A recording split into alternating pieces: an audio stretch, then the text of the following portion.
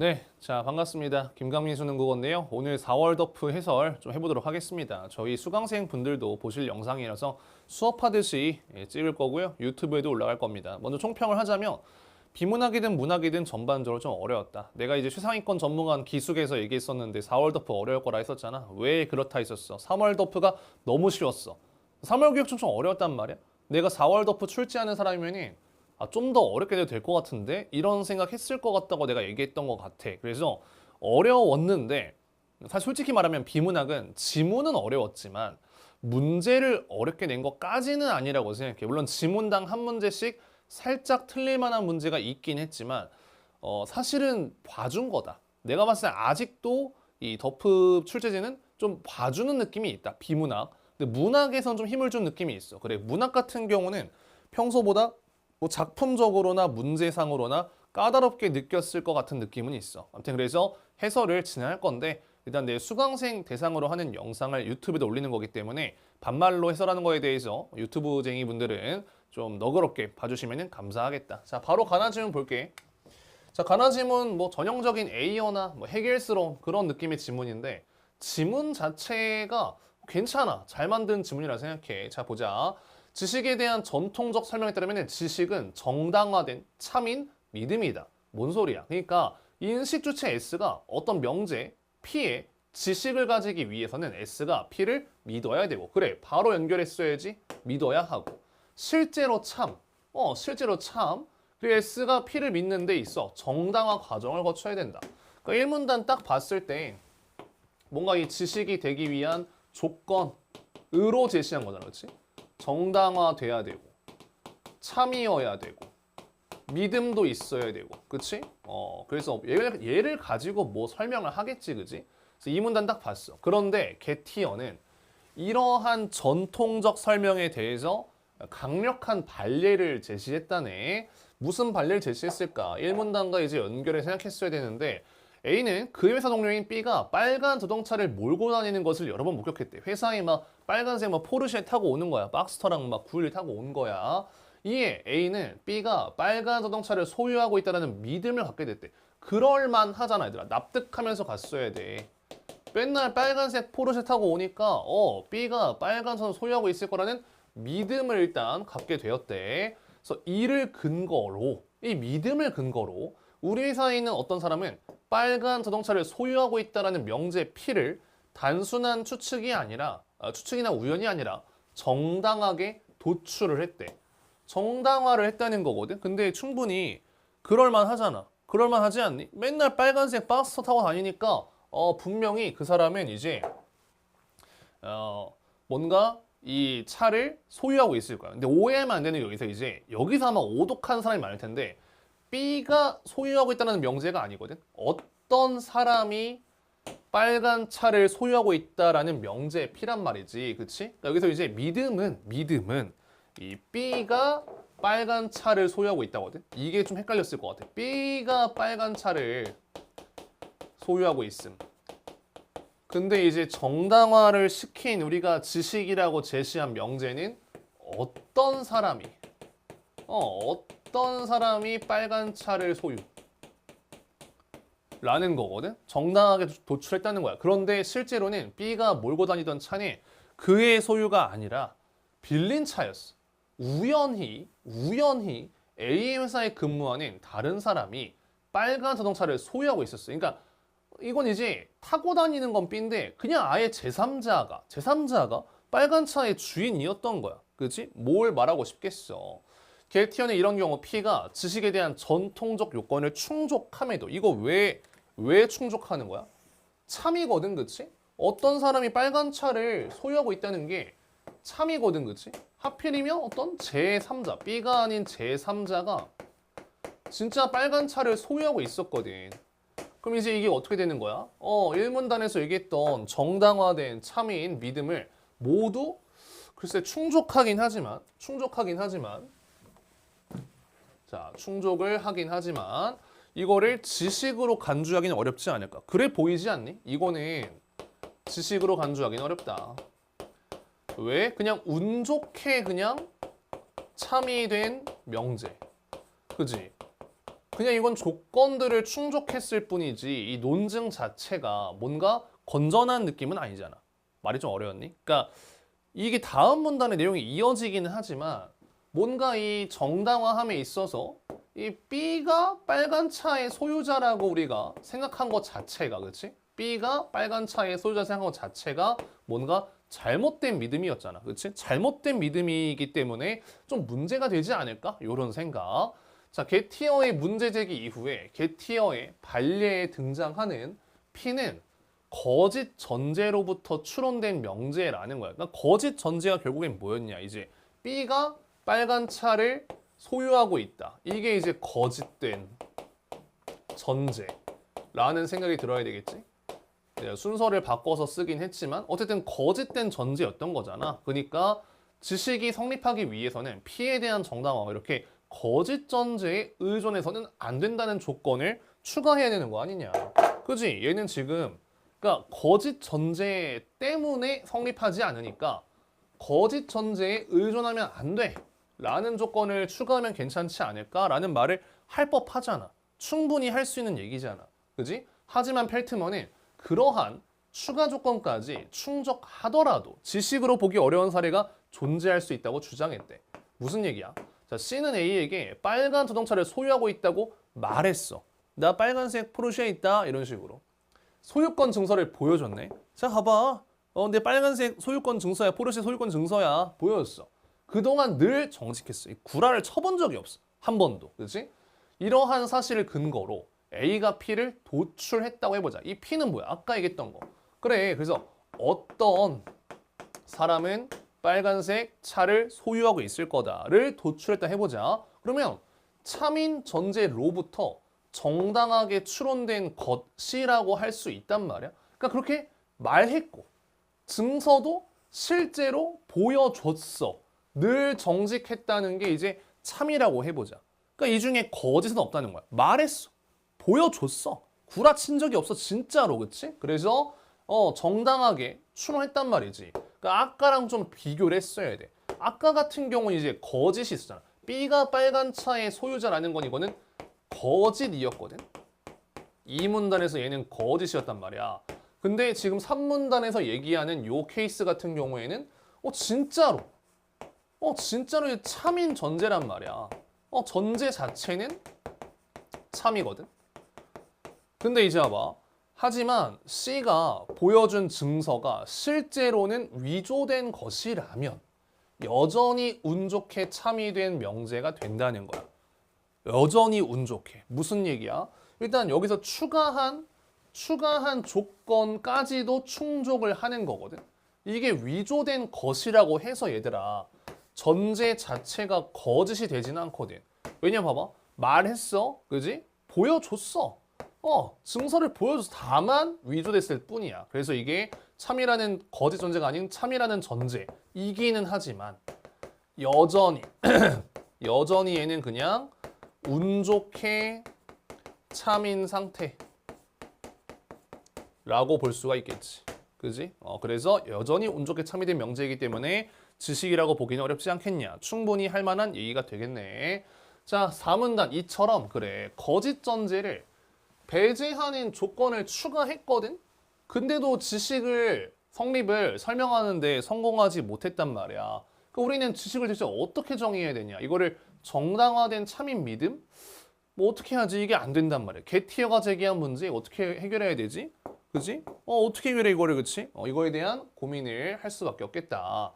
자, 나지문 딱 봤거든? 그래서 이번엔 뭐야? 근래에 게티어 문제를 해결할 수 있는 가장 영향력 있는 대안을 제시한 것은 논파주의자래. 논파주의자? 뭔 소리지? 그들에 따르면 지식은 논파되지 않게 정당화되는 참인 믿음이래. 즉, 명제 P가 지식이 되기 위한 조건으로 P를 정당화하는 근거를 논파하는 사실이 존재하지 않아야 한다. 는 점을 추가했대. 난 바로 이제 가지문 내용이 떠올랐었거든. 왜냐면 가에서도 이제 게티어가 P를 정당화하는 근거를 약간 좀 논파하는 느낌이었단 말이지. 그러니까 알고 보니 B가 주인이 아니었다. 알고 보니 위조된 거였다. 이런 식으로 해서 뭔가 그 정당화하는 믿음이나 어떤 전제를 논파했었단 말이지. 그래서 이러한 논파주의자들의 견해에 따르면은 펠트먼의 반례에서 제기된 문제는 해소될 수 있다. 펠트먼 반례에서 제기된 문제가 뭔데? 설령 이게 전제 자체가 거짓이 아니라 참인 전제라고 하더라도 참이라고 하더라도 우리는 여전히 그냥 운 좋게 참이 되는 지식만 볼 수 있을 뿐이다. 근데 이제 이런 논파라는 어떤 기준을 제시를 한다면은 만약에 전제가 거짓이 아니라 참이라고 하더라도 얘가 논파가 된다면은 얘를 우리가 지식이라고 말할 수 없지 않겠습니까?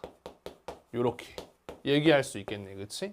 정당화는 근거 논파는 사실이기 때문에. 그래서 이 문단 보니까 대표적인 논파주의자의 레러는 지식의 정당화를 두 단계로 구분한대. 단계가 두 가지라고 하네, 그치? 어떻게 두 가지가 있을까?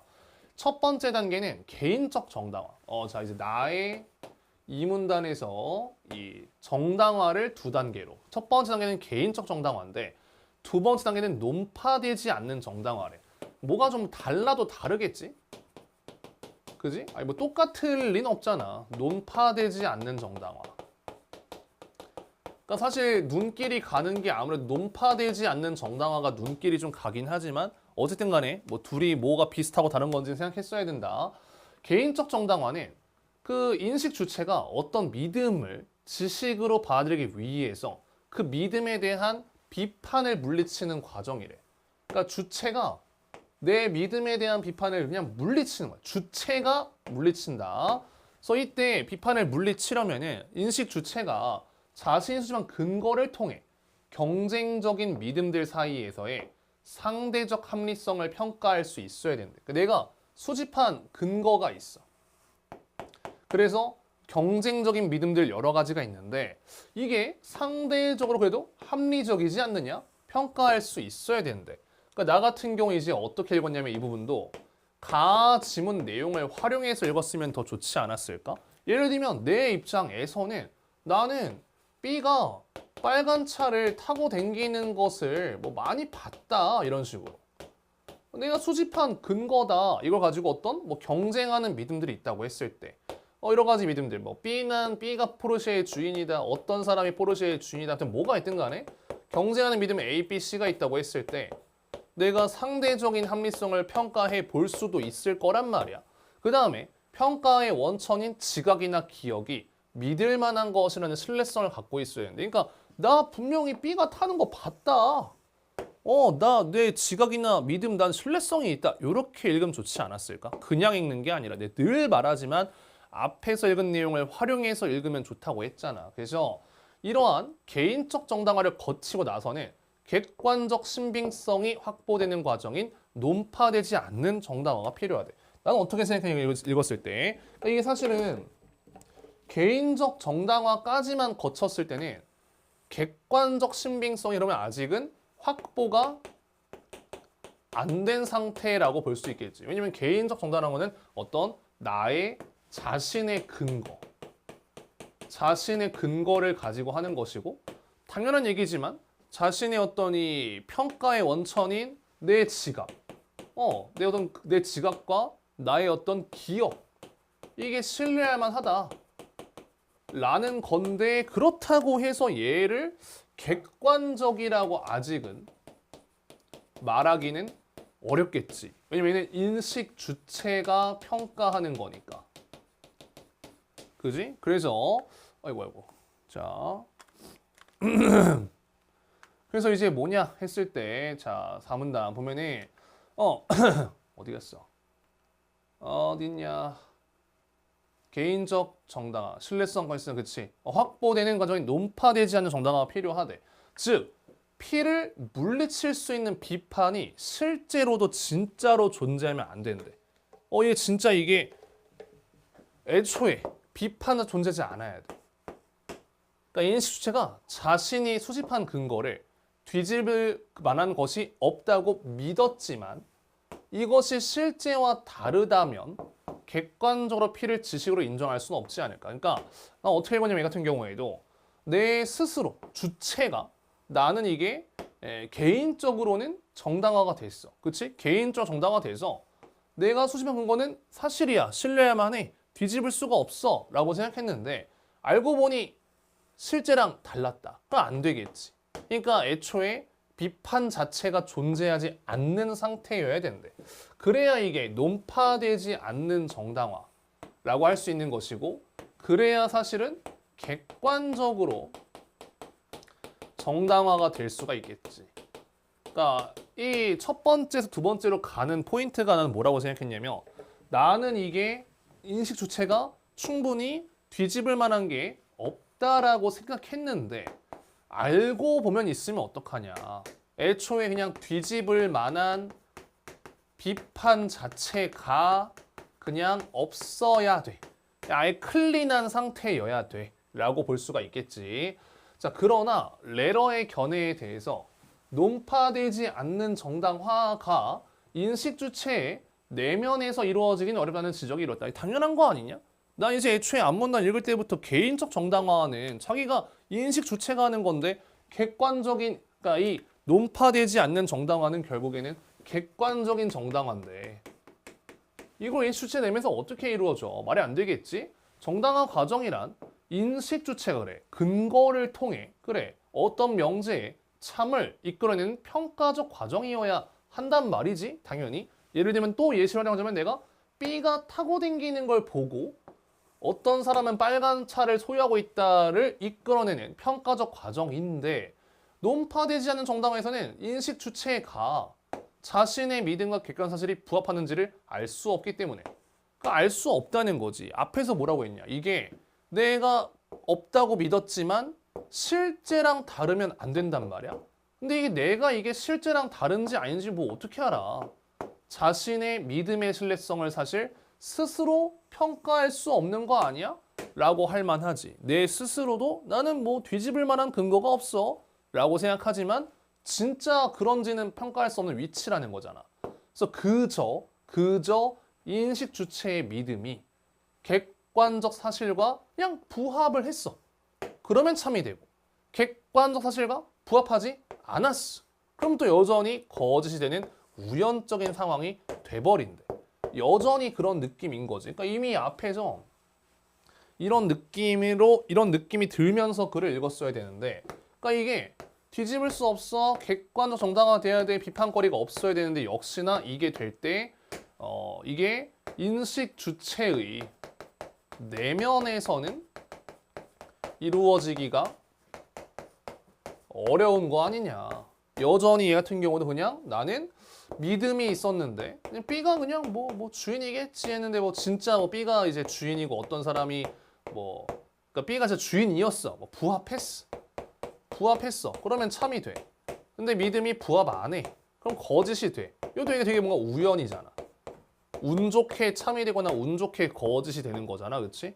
그래서 일부 학자들은 어떻게 했대? 일부 학자들은 지식에 대한 판단이 인식 주체의 그러니까 내적 요인들에 의해 전적으로 결정되면 당연히 안 되겠지. 그래서 사회 공동체의 협업에 의해 이루어진다고 보는 사회 실천 모델을 제안했대. 그러니까 이 개인의 인식 주체 안 돼. 사회 공동체가 협업해서 해야 돼. 그 무슨 얘기냐 봤더니 사회 실천 모델은 특정 인식 주체가 접할 수 없는 사실에 대해 다른 주체가 접근하여 인식할 수 있다는 상호 주관성. 그러니까 나는 접할 수 없어. 다른 사람은 알 수 있지 않을까? 그러면은 P를 물리칠 수 있는 비판이 객관적으로 존재하는지 여부가 정당화 과정에서 인식될 수 있다는 거야. 나는 못 보는데 남들이 봐줄 수도 있잖아. 이게 진짜 뒤집힐 수 없는 것일까? 진짜 비판받을 만한 요인이 없을까를 남들이 봐줄 수 있다는 거야. 또한 이 모델에서는 공동체의 구성원들이 상호 주관적으로 정당화하는 과정을 거쳤다고 하더라도 그렇게 정당화된 믿음이 미래의 새로운 증거에 의해 거짓임이 밝혀질 수 있으므로 지식의 정당화가 지속적으로 이루어지기는 사회적 실천이 필요하다. 이런 것까지 얘기를 하는 거지, 그렇지? 그러니까 우리가 설령 상호 간에 확인해서 야 이거 비판받을 만한 포인트가 없는데 정당화 됐는데 라고 하더라도 나중에 까일 수도 있잖아. 그러니까 계속 사회적으로 우리가 뭔가 이거를 확인해 줘야 된다라는 얘기를 하고 있는 거네. 그래서 이들은 객관적 정당화가 공동체 구성원의 내적 태도와 독립적이지는 않다는 걸 인정해. 왜냐면 어쨌든 이 구성원들이 서로 봐주는 거니까 독립적이진 않겠지. 근데 객관 전환의 요건으로 미래 시점까지 상정을 했단 말이야. 특정 시기에 공동체에 속한 모든 사람이 정당하다 하더라도 객관적 정당화 안 될 수도 있다는 가능성을 열어뒀대. 그러니까 완벽한 정당화는 사실 끝까지 불가능하긴 하다. 그렇지? 근데 이런 식으로 하면 뭔가 좀 더 보완할 수는 있겠지. 그래서 지문을 같이 읽어봤고, 자, 문제 봤는데 문제는 지문에 비해 그렇게까지 어려운 느낌은 나는 아니었던 것 같아. 그래서 딱 문제 봤어. 게티어는 운 좋게 참여된 명제 중에 지식이 될 수 없는 것이 있다. 그래, 지식이 될 수 없는 게 있잖아. 운 좋게 참일 뿐이지 이걸 어떻게 지식으로 하냐? 펠트먼 어떠냐? 인식적으로 합리적인 명제는 모두 지식이 될 수 있다고 여겼다? 아니지. 펠트먼 같은 경우에도 인식적으로 합리적이라고 하더라도 야 위조된 거 있으면 어떡해? 야 이건 지식이라고 할 수 없는 거 아니야? 그러니까 아니오가 돼야 되겠지. 아니오니까 2번 선지가 정답이 되는 거지. 자 5번 문제 봤어. 게티어 문제에 대한 이해로 가장 적절한 것은 자 1번 선지 어떨까? 레러와 달리 사회 실천 모델에서는 이 문제가 해결되기 어렵다고 본다. 야 애초에 저 뭐냐? 레러와 달리 사회 실천 모델에서는 이 문제가 해결되기가 어렵다. 사회 실천 모델에서는 어렵다. 자, 레러 같은 경우에는 이 문제가 해결될 수 있다라고 본 거지, 그치? 레러 같은 경우 해결될 수 있다고 본다. 근데 이제 이 레러에 대해서 이거를 사회 공동체, 사회 실천 모델이 보완을 하는 거기 때문에 둘 다 이거는 둘 다 해결되기가 어려운 게 아니라 해결될 수 있다. 고 보는 게 맞겠지. 레러 같은 경우 논파되지 않으면은 괜찮지 않을까. 사회 실천 모델에서도 그거를 보완하는 쪽으로 가니까. 그래서 이번 선지 어때? 레러가 지식의 정당화 과정에서 필요한 조건을 추가함으로써 해결하려고 한 문제다. 그러니까 애초에 레러 같은 경우는 뭐라고 했어? 이 조건을 추가했지. 논파되는 사실이 존재하면 안 된다. 이렇게 이제 설명한 거지. 논파된 사실이 존재하면 안 된다. 이렇게 볼 수가 있겠다. 자, 그 다음에 이제 넘어가서 6번 문제인데 다음은 윗글을 고학생성 학습활동지이다. 윗글을 바탕으로 할 때 적절하지 않은 것은 이라고 했는데 다음에 진술에 대해 윗글에 제시된 입장들이 보일 수 있는 견해를 작성해 봅시다. 어떤 명제가 지식이 되려면 정당화 과정을 거쳐야 된다. 전통적 입장, 정당화된 참인 믿음, 지식이다. 당연하지. 논파주의자, 옳다, 논파되지 않게 정당화되는 참인 믿음이어야 된다. 그지? 논파되지 않는 정당화된 참인 믿음이어야 돼. 자, 그 다음에 거짓 전제로부터 추론된 명제는 지식이라 볼 수 없다. 게티어. 당연히 이거 우연히 참이지. 이거 어떻게 지식이냐? 깠잖아. 펠트만도 어때? 이 참인 전제로부터 추론된 명제의 명제도. 운 좋게 참이된 명제가 될 수 있으니까 3번 선지가 쉽게 정답이라고 할 수가 있겠네. 자, 넘어가서 7번 문제. 윗글 바탕으로 기억을 이해한 내용으로 가장 적절한 것은 이라고 했는데 기억 자체가 뭐였냐? 이게 이제 사회적 실천 이쪽이었나? 상호주관성, 그치? 상호주관성이었는데 기억은 한 인식 주체가 모든 사실을 접근할 수는 없는 거겠지? 모든 사실을 접근할 수가 없어. 그러니까 다른 주체가 필요하겠지? 2번 선지 어때? 내적 요인에 의존하면 안 되잖아. 내적 요인만 가지고 할 수 없기 때문에 상호주관성이 필요한 거였잖아. 3번 선지 어떨까? 차단하는 역할? 이게 오히려 거짓이 될 가능성은 열려 있다. 4번 선지 인식 주체의 믿음과 그가 수집한 근거가 서로 부합하는지를 알 수 없는 문제를 해결하기 위해 제안되었다라고 했는데 자, 4번 선지를 고르신 분들이 조금 많을 것 같기는 한데 이게 인식 주체의 믿음과 그가 수집한 근거의 부합에 대한 것은 애초에 얘 같은 경우는 개인적 정당화 쪽이란 말이야. 개인적 정당화. 자, 이게 개인적 정당화인데 이게 수집한 근거가 서로 부합하는지를 알 수 없다. 자, 이게 이제 뭐라 했었냐면은 개인적 정당화 단계에서는 뭐라고 하냐면 자신이 수집한 근거를 통해 합리성을 평가하는 거거든. 신뢰성을 가지고 있단 말이야. 그지? 그 다음에 논파되지 않는 정당화가 필요하거든. 논파되지 않는 정당화, 믿음과 사실이 부합하는지를 알 수 없기 때문에 인식 주체는 믿음의 신뢰성을 스스로 평가할 수가 없다. 부합하면 참이 되고 부합하지 않으면 거짓이 된다. 4번 선지는 잠시만요. 인식 주체의 믿음과 수집한 근거가 부합하는지를 알 수 없다. 애초에 근거를 가지고 합리성을 판단하거든. 근거를 가지고 합리성을 판단하는데 그러니까 믿음과 근거의 부합이라기보다는 근거를 가지고 믿음을 가졌어. 그지? 신뢰성을 가지고 있어. 거치고 나서 이제 자신이 수집한 근거를 뒤집을 만한 게 없다고 믿었어. 그러니까 이 근거와 믿음의 연관성 자체는 내가 믿음이 있는 거야. 그러니까 이게 연결되다고 믿었어. 그러니까 이 서로 부합하는지를 알 수 없다가 아니거든. 내가 근거를 토대로 가진 믿음이 객관적인 사실과 부합하는지를 평가할 수가 없는 거지. 그러니까 이것도 이제 지문에는 예시를 가지고 설명을 하면은 나는 B가 빨간색 포르쉐를 탄다라는 걸 목격한 걸 토대로 어떤 사람이 빨간색 차의 주인이라는 걸 믿었단 말이야. 그지? 근데 이게 이 진짜 객관적인 어떤 사실과 부합하는지를 알 수 없는 거지.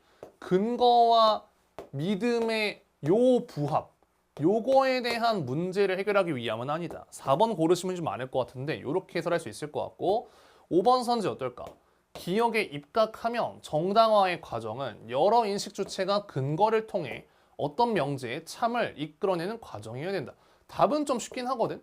그러니까 상호 주관성에 입각해서 여러 명이 근거를 통해서 참을 이끌어내야 된다. 그러니까 나 혼자 인식 주체의 내적 요인으로 하는 게 아니라 한 명의 요인이 아니라 여러 주체가 해야 된다. 그러니까 사실 이제 이런 것들은 내가 봤을 때는 인식 주체의 내적 요인이라고 생각하거든. 내가 근거, 내가 믿음. 근데 그 믿음이 사실과 부합하는지, 그 믿음이 사실과 부합하지 않는지 이해되니? 그래서 여러 주체가 근거를 통해서 어떤 명제의 참을 이끌어내는 과정이 된다. 상호 주관성. 8번 문제 보겠습니다. 밑글바탕으로 보기에 상황에 대해 보인 반응으로 적절하지 않은 것은인데 자, 김 교수는 도서관에서 한 학생이 책을 훔치는 것을 목격했다. 김 교수는 그 학생이 자신의 강의를 들었던 영수임을 확신했대. 그러니까 아까랑 똑같은 예시인 거거든. B가 차 타는 거 봤어. B가 주인이라고 확신한 느낌이란 말이야. 그래서 이제 믿음을 도출했거든. 그런데 영수 어머니는 그날 영수가 도서관에 없었으며 일란성 쌍둥이인 철수가 도서관에 있다고 주장한대. 약간 좀 논파를 하려고 하는 건가? 이런 생각이 들었었거든. 그러나 실제로 도서관에서 책을 훔친 것은 명수이다. 논파가 안 되네? 진짜 영수가 훔친 거 맞네? 눈썰미 좋으시네? 다만 김 교수는 영수 어머니가 이런 주장을 하는지 전혀 모르고 있다. 일단 모르는 상태라고 하네? 모르는데 이걸 왜 제시한 거지? 자, 1번 선지 봤어. 게티어 입장에 따르면 영수가 도서관에서 책 훔쳤다는 김 교수의 믿음은 지식이 되기 위한 전통적 요건을 모두 충족했고 실제로 참인 믿음으로 간주될 것이다. 야, 실제로 참이었잖아. 그지? 믿음, 정당화된 참. 그지? 믿음, 정당화, 참 다 성립하네. 펠트먼의 입장에 따르면 영수 어머니의 주장은 거짓이다. 거짓인데? 실제로 법인. 맞는데? 이거 거짓 전제 아니잖아. 아까 지문이랑 비교하면 사실 B가 차 주인이 아니었을 때가 거짓이었는데 얘는 B가 주인인 게 맞는 상태라고 볼 수 있단 말이지. 거짓 전제에 의존했다고 볼 수가 없겠네. 3번 선지. 레러의 입장에 따르면 영수가 도서관에서 책을 훔쳤다는 김 교수의 믿음은 논파되기 어려운데?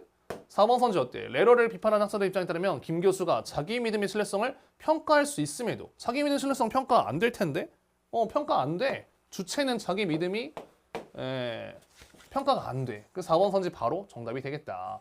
9번은 뭐 2번 답이고 넘어가고요. 바로 이제 경제 지문 보겠습니다. 경제 지문. 자, 경제 지문이 사실 지문이 되게 어렵게 생긴 척하지만 사실은 가장 쉽게 내셨거든. 보통 이 지문에 공식이 있으면 뭔가 그 공식을 되게 내가 이해를 해야 풀 수 있는 경우가 많은데 요 지문은 그냥 공식 적용만 하면 문제 답이 나오거든. 그래서 약간 그게 좀 아쉽긴 하지만 뭐 봐준 거라고 생각할 수 있을 것 같아. 자, 바로 경제 지문 한번 보겠습니다.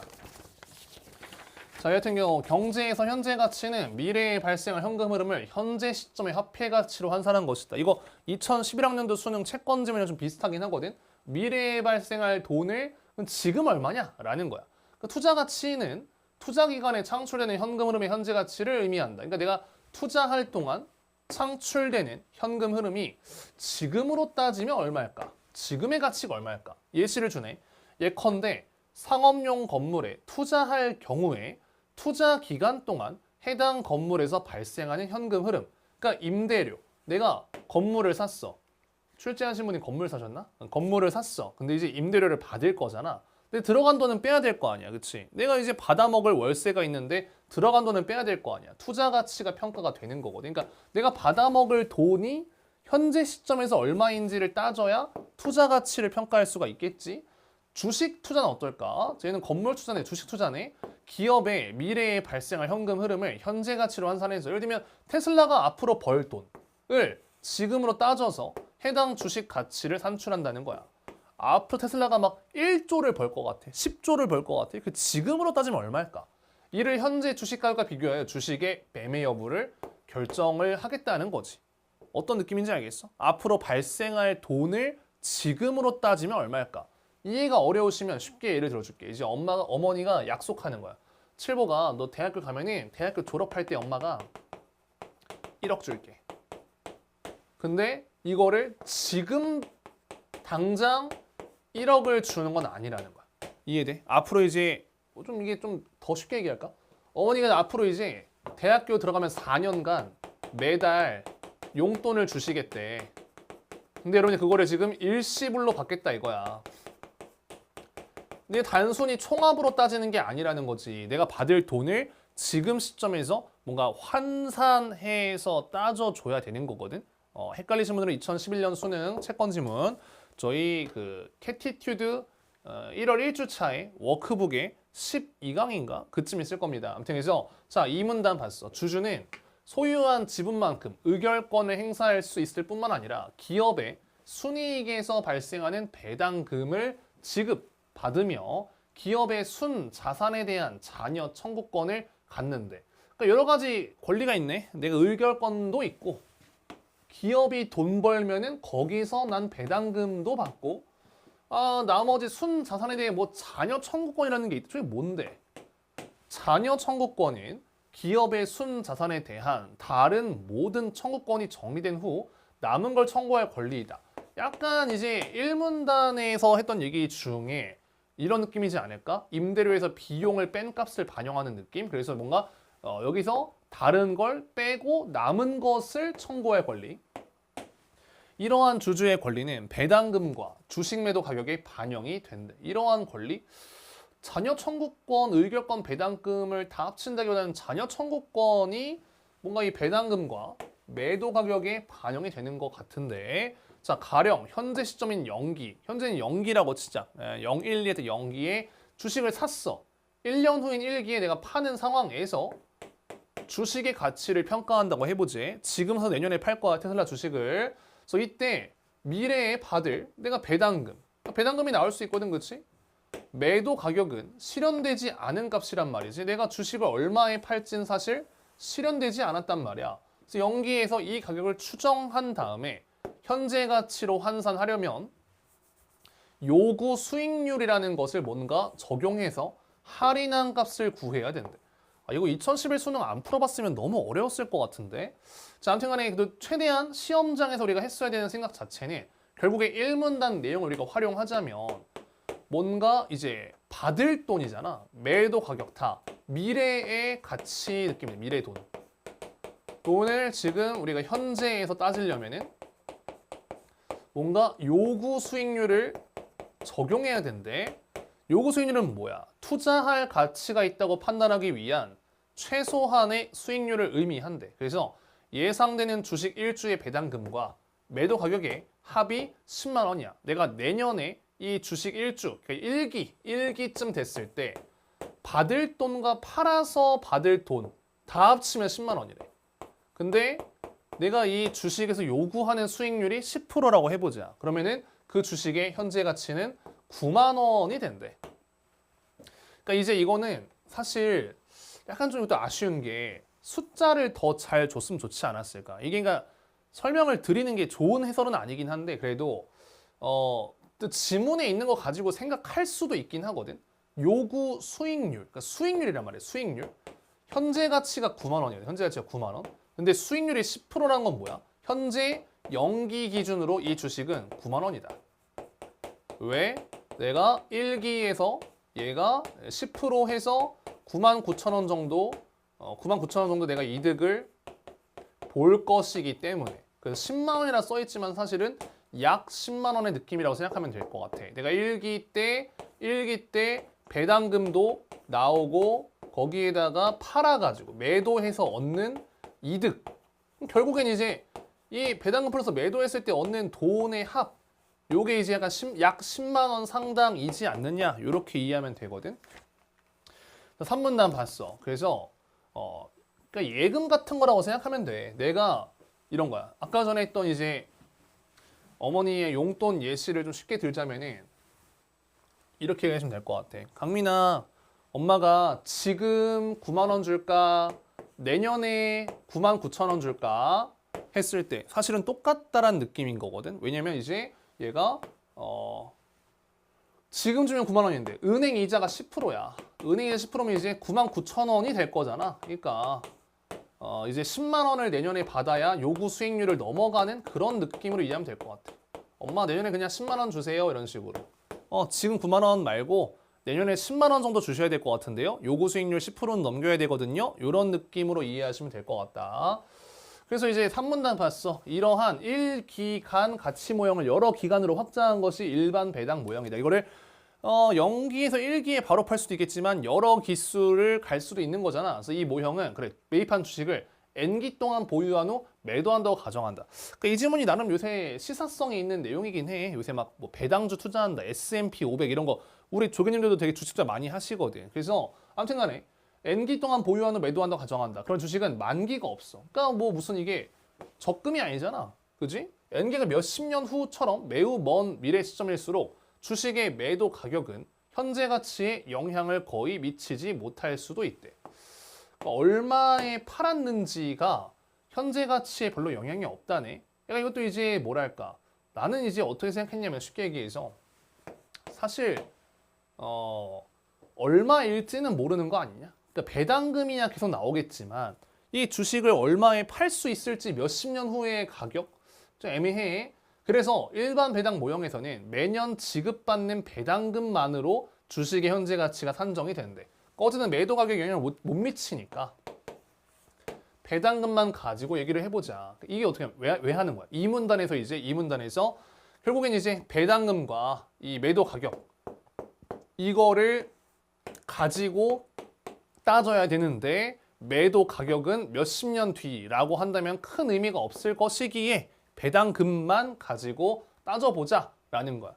근데 또 이제 배당금 자체도 기업의 자본 비용, 수익성, 시장 상황 등을 보다 보면 되게 복잡하고 불확실하대. 그래서 얘는 일반 배당 모형은 배당금만 가지고 하긴 하는데 워낙 불확실하니 배당 성장률 모형이라는 게 있다는 거예요. 얘는 이거를 일반을 단순화해서 증가율인 배당 성장률이 그냥 일정하다고 해보자. 사실은 일반 모형에서는 어떨지 모르는 거야. 근데 그냥 단순하게 일정하다고 해보자. 그래서 이 모형에서 매년 배당금은 직전 연도의 배당금에 배당 성장률을 곱한 만큼만 그냥 일정하게 증가한다는 거지. 원래 배당금이 10,000원이었는데 그 다음에 뭐 10,000원에다가 0.05% 증가해서 1.05만 원 이런 식으로 뭔가 이제 이렇게 증가한다는 느낌으로 주식의 가치는 그 두 번째 연도의 배당금을 요구 수익률에서 배당 성장률로 나눈 값으로 계산된다 하는데 이 공식 자체가 이게 뭐 무한등비급수인가? 아무튼 뭐 그런 식으로 수학적으로 생각해 볼 수도 있긴 한데 시험장에서 얘를 이 공식을 물론 이해해 보려고 하신 건 좋긴 하지만 이해가 잘 저쪽을 보지? 이해가 잘 안 가면 그냥 공식은 써두면 되긴 하거든. 그냥 주식의 가치는 두 번째 연도의 배당금을 요구 수익률 빼기 성장률 그냥 요 공식을 뭐 이따가 문제에서 그냥 쓸 일이 있겠지. 요 정도만 하셔야 돼. 전통적인 경제학자들은 주식의 가치는 예측이 과거의 경험에 의해서만 형성된다고 보았는데 이를 적응적 기대라고 하는데 과거의 어떤 데이터에 의존해서 형성될 거다. 예측이. 근데 이때 예측이 변하는 과거 데이터가 변함에 따라 점진적으로 나타난다. 그렇겠지? 데이터 점점 변하면은 뭐 조금씩 이제 기대도 뭔가 변화도 달라질 수 있겠지. 하지만 사람들이 새로운 정보를 바탕으로 예측을 빠르게 수정한다는 점이 강조되면서 합리적 기대라는 게 등장했다네. 원래는 이제 기존에는 전통적인 적응적 기대. 전통에서는 그냥 적응. 과거의 데이터. 근데 이제 합리적 기대. 현재 같은 경우는 합리적인 기대. 얘는 뭔가 현재의 경제 상황 이런 것들. 모든 정보를 쓴다. 얘는 진짜 아예 모든 정보를 사용하여 형성되는 최선의 추측인 최적 예측과 일치한대. 그러니까 우리가 합리적인 기대가 최적의 예측과 일치를 하는데 그렇다고 최적의 예측이라고 해도 항상 들어맞는 건 아니라는 거지. 예측에 필요한 정보에 속하는 것이 어려운 경우도 있기 때문이다. 그러니까 이제 사실은 이용 가능한 모든 정보이기 때문에 이용 불가능한 정보도 있을 수도 있는 거잖아. 그래서 합리적 기대에 따라 예측하게 되면 예측 오차는 평균적으로 0이 된대. 왜냐면 최적의 예측이야. 예측 오차가 없다고. 근데 예측 오차가 0에서 벗어나면은 즉각 예측을 수정해서 실제 결과랑 일치하도록 노력할 거래. 오차가 좀만 생긴다? 그러면은 최대한 이거를 이렇게 할 거래. 근데 오차 자체를 물론 정확한 예상 자체가 좀 어렵기는 하대. 그러니까 뭔가 이제 벗어난다? 정보를 또 막 때려 박아가지고 최대한 수정을 할 건데 그 오차 자체를 예상하는 거는 좀 어려운 일이겠다. 그렇구나 했어. 문제 봤는데 윗글에 대한 이해로 적절하지 않은 것. 투자자들은 그치? 주식가치 평가에 살 거냐 말 거냐 팔 거냐. 2번 선지 현금으로는 그대로 가치를 하는 게 아니잖아. 이걸 환산해야 되고요. 환산. 현재 가치로 뭔가 이제 환산해야지. 11번이야. 윗그룹 탕을 할 때 기억 내에 들어가면 적절한 거 되게 그냥 쉽게 줬어. A는 배당 성장률 모형에 따라 주식 X 가치를 평가일을 매입하거나 매도하고자 한다. 그래서 연기의 X의 한 주당 배당금은 100원이었고 배당 성장률과 요구 수익률은 각각 0.05랑 0.06으로 결정되었다. 그럼 가치가 어떻게 되느냐?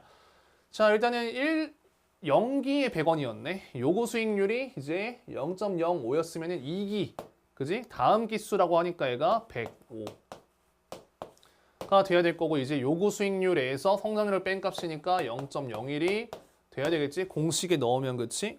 요구 수익률에서 이거 성장률을 뺀 거 분의 두 번째 연도니까 1,500원이란 말이야. 이 주식의 가치가 그럼 어떻게 되냐? 1,500 평가 될 거고 현재 1기 가격이 10,000원인 경우에는 매수해야 되겠지. 내가 생각하는 가치가 1,500원인데 10,000원이다? 그럼 지금 싸다. 사야지. 그치? 그래서 얘는 3번 선지가 정답이 되겠다. 1,500원에 사야지.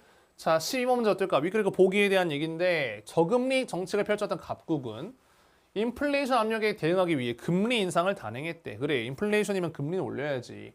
그 결과 경제성에 관한 투자가 위축되고 기업들 선점에도 하향 조정되었다. 주식 가치 역시 새롭게 예측되어야 할 상황에 처하게 됐어. 이제 예측 새로 해야 돼.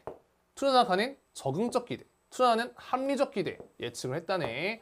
1번 선지 봤어.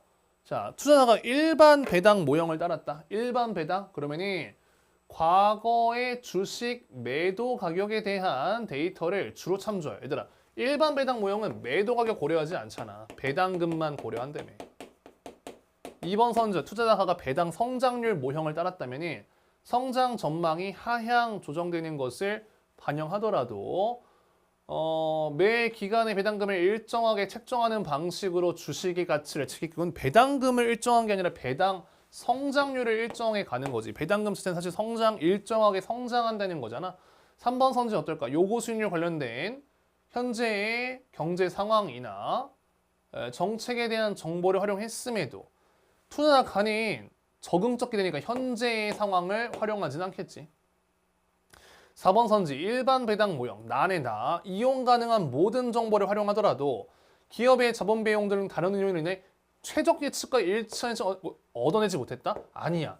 최적의 예측을 이끌어낸 건 맞아. 이게 오해하시면 안 되는 게 최적의 예측이라는 게 진짜 말 그대로 우리가 할 수 있는 최선의 예측인 거야.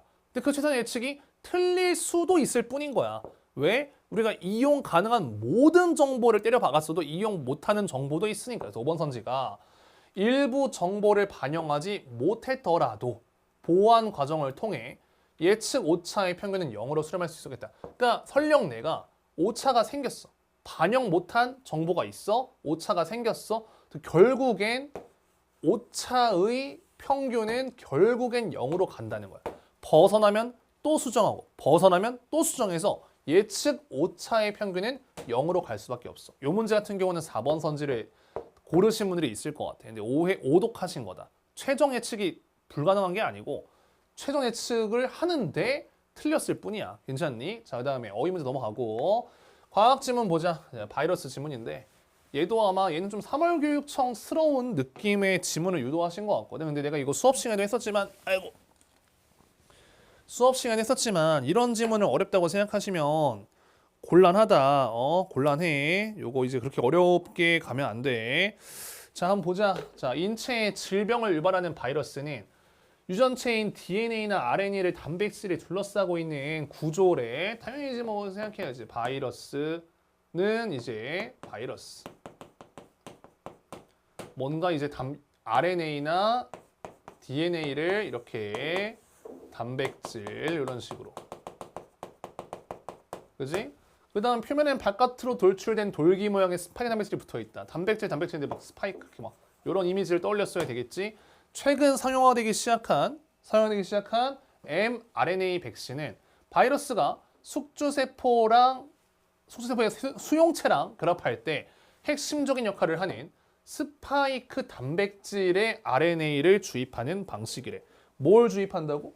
요 스파이크 단백질의 RNA를 주입한대. 그래서 이는 병원성이 약한 바이러스나 비활성화된 바이러스를 주입하는 기존의 백신과는 달리 감염 위험이 없다. 나는 이제 어떻게 이해했냐면 원래는 이제 이 상태 그대로 바이러스 자체를 넣었었는데 약간 요 바깥을 둘러싸고 있는 요 단백질의 RNA를 넣는 건가 보다.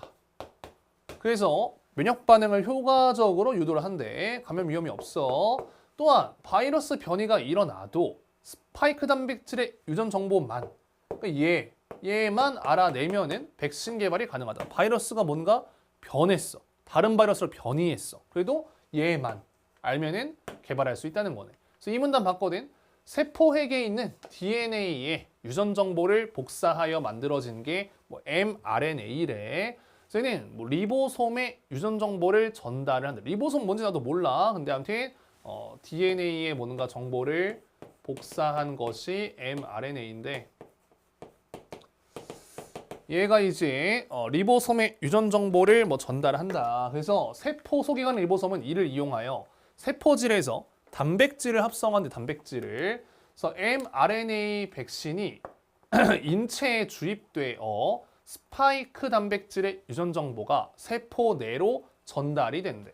그러니까 요 이제 mRNA 백신이 들어간다는 것 자체가 1문단에서 얘기한 스파이크 단백질의 RNA 정보. 아까 1문단 얘기했잖아요. 스파이크 단백질의 RNA가 전달이 됐어. 그러면 이제 리보솜이 단백질을 생성한다.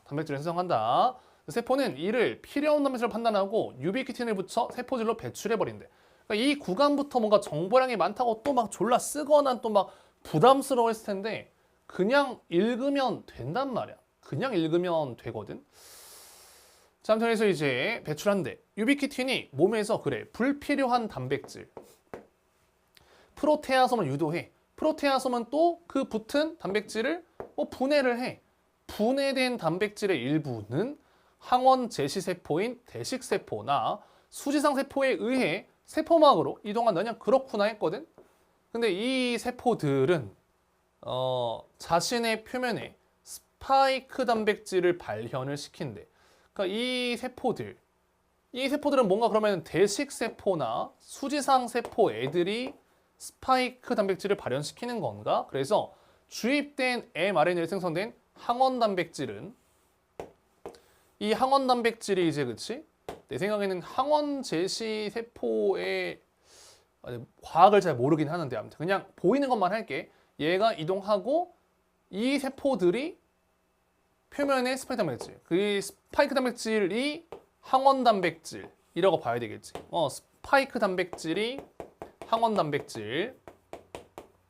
외부에서 유래한 물질이므로 외부에서 유래된 거 맞잖아. mRNA 백신 인체에 주입된 거 맞거든.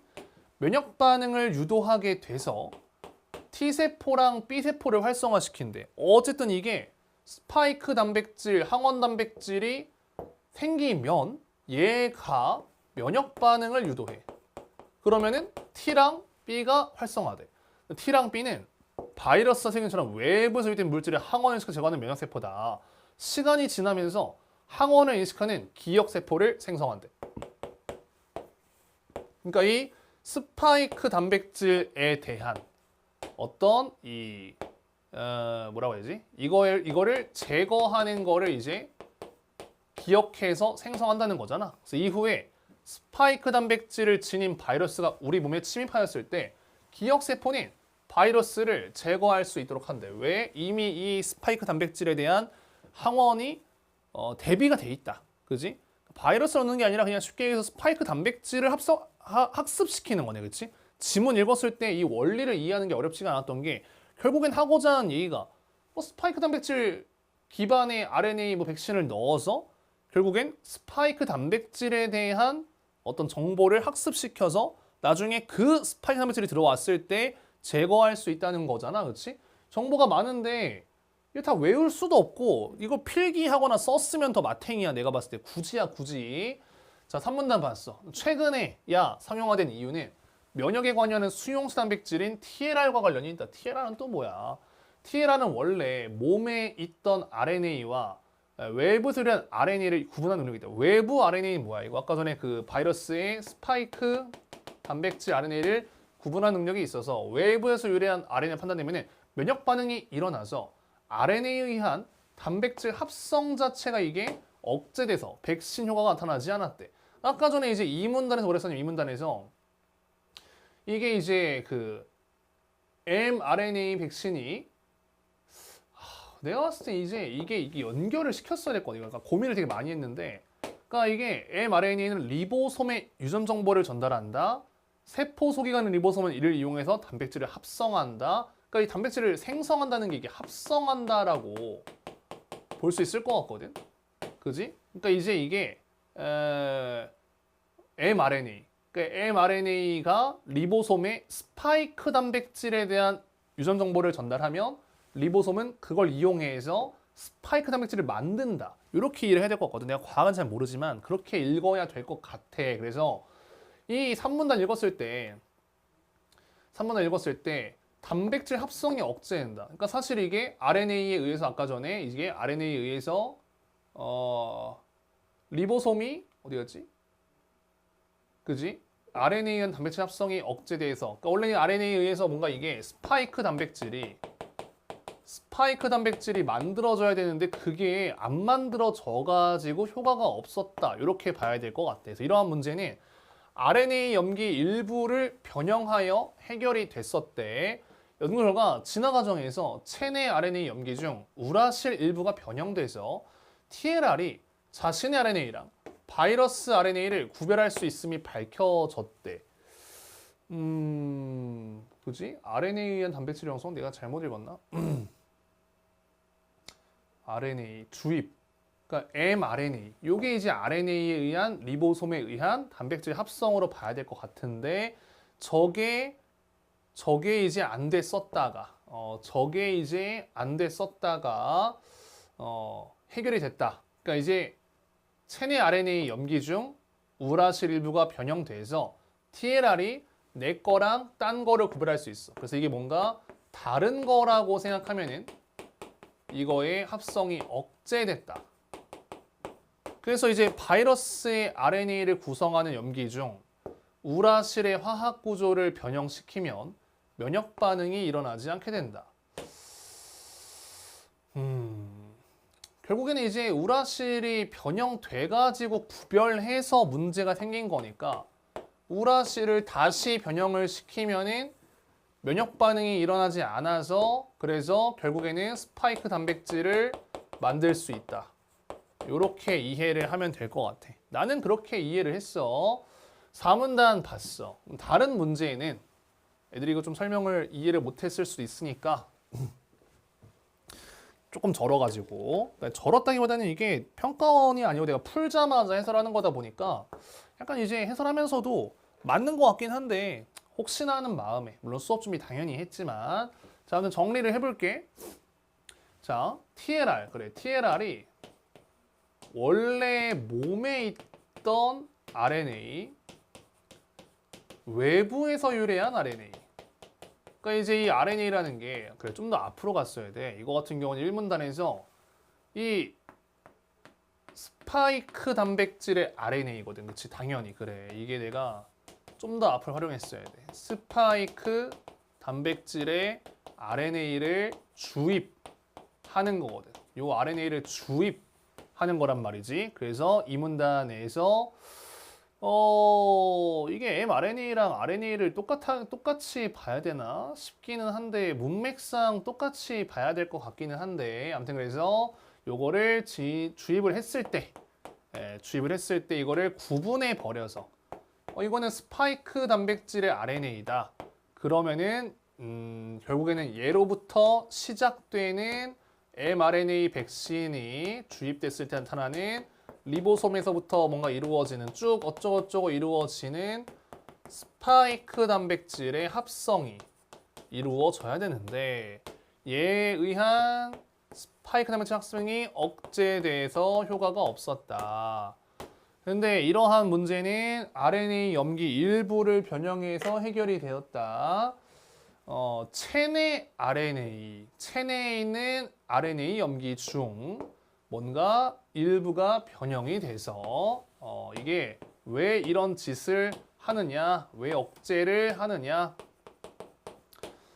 애초에 이가 우라실 일부가 변형돼서 이런 얘를 억제하는 짓을 하더라.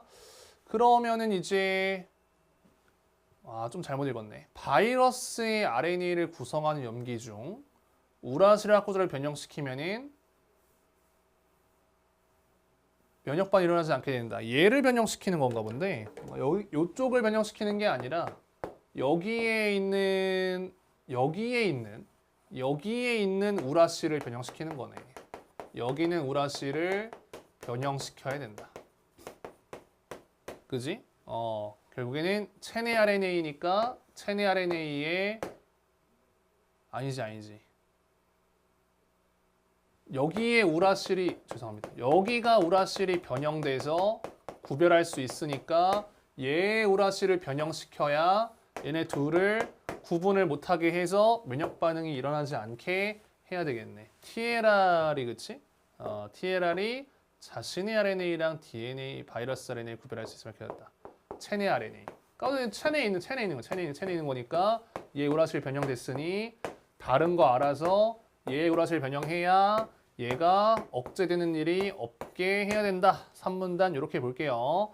자, 드디어 4문단인데 빡세다 씨. 다른 문제는 전기적으로 중성인 물질과 달리 RNA 같이 음전하를 띠며 분자량이 큰 물질은 지질을 주성분으로 하는 세포막을 잘 통과하지 못한다는 것이다. 이거 지금 스파이크 단백질에 RNA 넣어야 되거든. 근데 얘가 음전하를 띄어.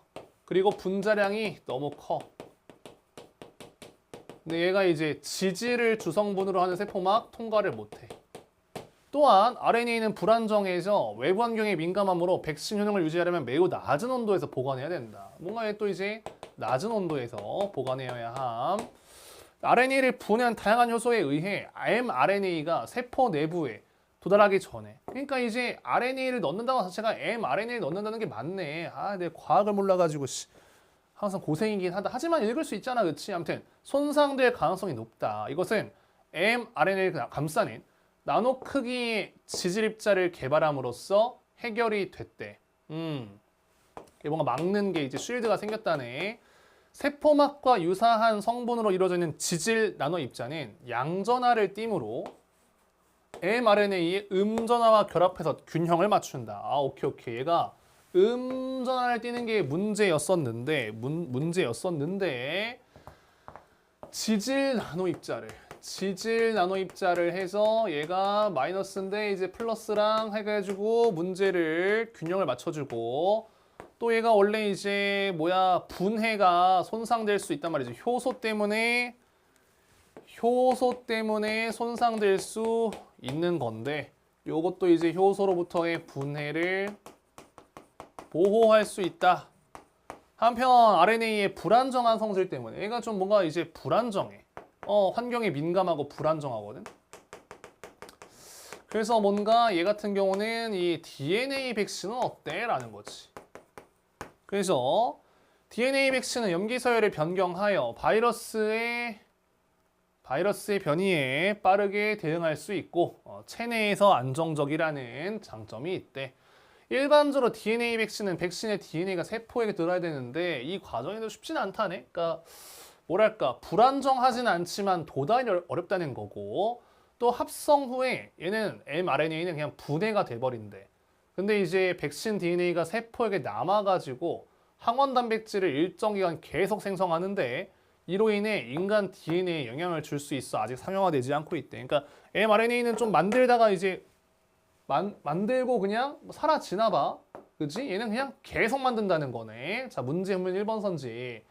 읽은 방법이야. 그래, mRNA 백신을 TLR의 역할을 파악하고, 그치? TLR, 이게 억제하는 역할을 하잖아. TLR 면역 반응 억제는 원리를 이해하며 읽어봤어. 졸라 이해했다, 씨. 졸라 이해했어. 이거 우라시린 짓이야. 아무튼 간에. 2번 선지, 지질 나노 입자 너무 중요하지. 음전 RNA를 양전으로 맞춰가지고 해주고, 분해하는 효소로부터 막아주고. 3번 선지, 상용화에 미친 영향? 아니, DNA 백신 좋은 거 알겠는데 상용화 안 됐잖아. 3번 정답. 15번, 1번 선지, 양전하를 띄고 있어야 통과할 수가 있는 거야?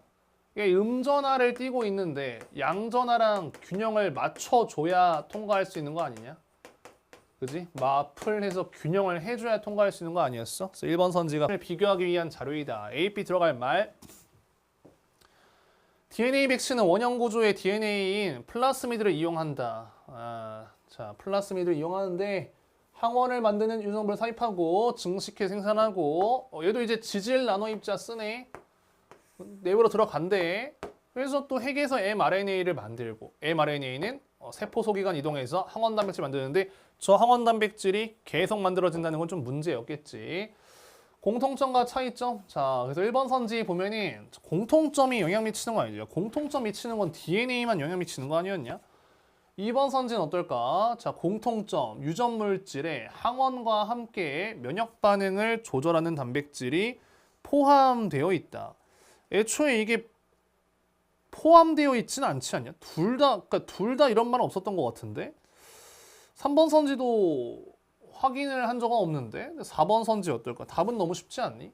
그러니까 이게 DNA는 이거를 계속 생성한다는 게 차이점이고, RNA는 분해가 돼버린다며. 4번 선지가 쉽게 정답이 되겠다. 자, 문학 바로 볼게요. 자, 문학. 아니, 왜 이상하다. 아까 전에 제가 이제 가나지문 해설하다가 처음에 좀 시간을 다시 재촬영해가지고 이 시계 시간이랑 이 스튜디오 촬영 시간이 좀 안 맞더라고. 자, 문학 보겠습니다. 바로 볼게요. 시간이 없다. 스튜디오 예약한 시간이. 두쌍성의 부인이지만 첩들의 모략으로 쫓겨난 호강희래. 자, 두쌍성이 있고 호강희야. 도적을 피하다 도사 진 선생을 만나 의수를 수련하는데 앞부분적으로 괜히 알려주는 거 아니거든. 뒤늦게 첩들의 관계에 속았음을 깨닫고 호강희를 간절히 쓰던 두쌍성은 전쟁 났어. 또 대원수야. 공을 세워 재상에서 스승 진 선생을 찾아간다. 아까 이제 호강이도 진 선생한테 의수를 배웠는데 두쌍성도 진 선생한테 뭔가 이제 배웠었나 보네. 스승이란 말이지. 이것도 다 앞부분 중에 괜히 주는 게 아니야. 자, 원수는 진 선생이 아직 잠들어 있음을 듣고 실망해서 말했어. 난 지난 넉 달간 변방 전장에서 사생을 겨뤄 겨우 공을 이루었거늘 선생은 4개월 전 드신 잠을 여태 깨지 않으셨더니 이 속세의 바쁨과 탈속의 한가함이 일이 상반되는구나. 원수가 떠나지 못하고 있는데 다른 동자가 나와 말했다. 오신 손님 들어오라 하십니다. 다행히도 진 선생이 일어났나 봐. 크게 기뻐하며 석실 들어가 예를 올렸대. 선생님 왔습니다 했겠지. 진 선생은 외려 잠을 다 깨지 못하여 손으로 눈을 비비며 말했다. 축하한다 만성자여. 원수하더니 이제 재상이 되었구나. 이거 이제 만성자가 두쌍성의 뭐 옛날 이름인가 그렇잖아. 그렇지? 제자가 선생교육 힘입어 입신했으나 요행한 성공으로 벼슬이 높아진 까닭에 발을 헛디딜지도 모른다는 근심을 항시 가지고 있습니다.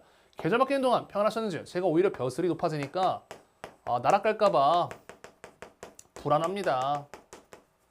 나는 전과 같다. 만성자는 소년된 몸으로 황명받들어 대공을 세웠으니 후한 때 산에 공훈이 새겨진 두헌과 한무제 때 기린강에 오른 공신들의 비길만한 약간 좀 고사 살짝 활용해 주면서 아름답다 했단 말이야. 천운으로 재상에 호임을 맡았으나 아직 오래 학식이 같아서 짐이 무겁습니다. 어찌해야 임금님 은혜에 보답한 뒤에 늙기 전에 신선의 도에 의탁할 수 있겠습니까? 일단 임금님 은혜를 좀 보답하고 신선될 거래. 고전 소설 우리 수업 시간에 최근에 했잖아. 유교적 가치 항상 주목하라고 내가 했지. 유교적 가치 일단은 보답한 후에 탈속을 하려고 하는 것 같아. 천자는 어디시고 만성자는 문물을 겸했으니 지금은 덕을 합해 천하를 위할 때이다. 당장 벼슬을 버리려 해도 젖은 옷을 함부로 벗지 못하던 얽매이 될 것이다. 너 당장은 어차피 탈속 못해. 그러나 그런 뜻을 가슴 깊이 새기고 지내면 나중에 몸이 물러나길 전할 때가 오리니 그때까지 공명을 뜬구름으로 영열물로 알고 처신하라. 그러니까 일단 나라를 위해야 되긴 하는데 그렇다고 막 속세의 가치는 너무 막 집착하진 말거라. 언제든 탈속을 마음에 품고 살다 보면은 지금은 아니지만 때가 올 거다 이런 얘기잖아. 이 부분을 잘 읽었어야 문제를 안 틀렸을 텐데 날려 읽어서 틀린 거거든. 아무튼 원수가 공경하는 태도로 끄덕이면서 말했다. 추운 사라는 호를 쓰는 도사와 그 제자 쌍안객이 전쟁 중에 저를 구해 주었는데 훌훌히 떠나 거처조차 모릅니다. 일단 그래서 조력자인가? 이런 생각 했어야 되겠지. 초월적 존재인가? 그만큼 고상한 도사라면은 선생을 배웠을 만한데 이들을 아시는지요? 진 선생이 웃으며 말했다.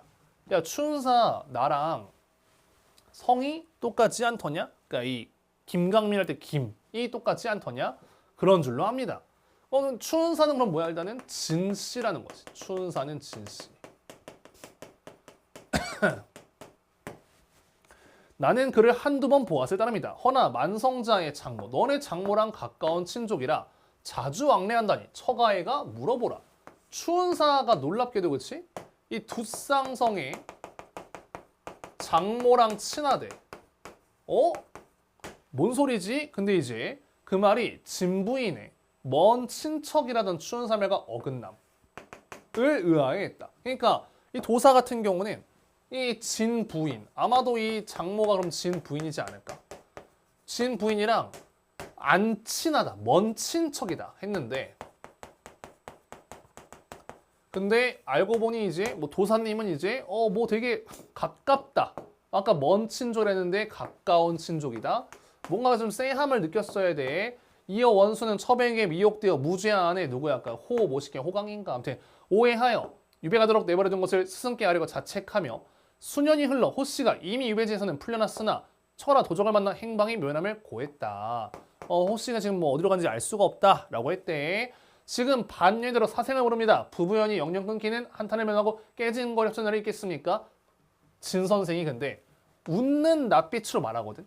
나는 여기서 뭔가 딱 쎄함을 느꼈어.